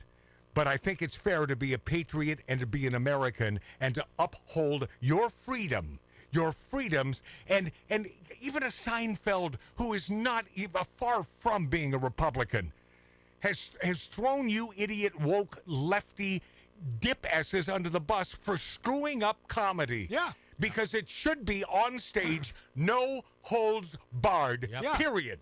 Yep. And if you don't like it, you leave. Yeah. That's it. Or just don't go. You don't have to patronize the joint, and you don't have to give that comedian your money. My thanks to Tattoo Dave. Thank you. Thank you, Thank Tattoo. you very much for a very educational. Thanks, WT. Oh, God. My brother Mart. Marty. The great Billy Dilly. Love the great Billy Dilly. Of course, Mark C.G. Boyer. WT. Yeah. And now there's two people I'm going to punch next week. and W.H. Wonderhussy. Yes. Sarah. Loved her being here on the show. Got to get her ass back out here. Nice ass it is. No poker on a Saturday night when she's here. I promise you that. And we will drink and booze it up together. I love the broad. She's a good gal. I received a little. It was a note. Why are you saying "love you, mom and dad" this week? I'll tell you why. Why not do it while they're alive? Instead of, waiting. And that's why. And I do love them. Yeah. So love you, mom and dad. Milt Larson, love you. I'm Magic Matt. Bumblebees can't fly.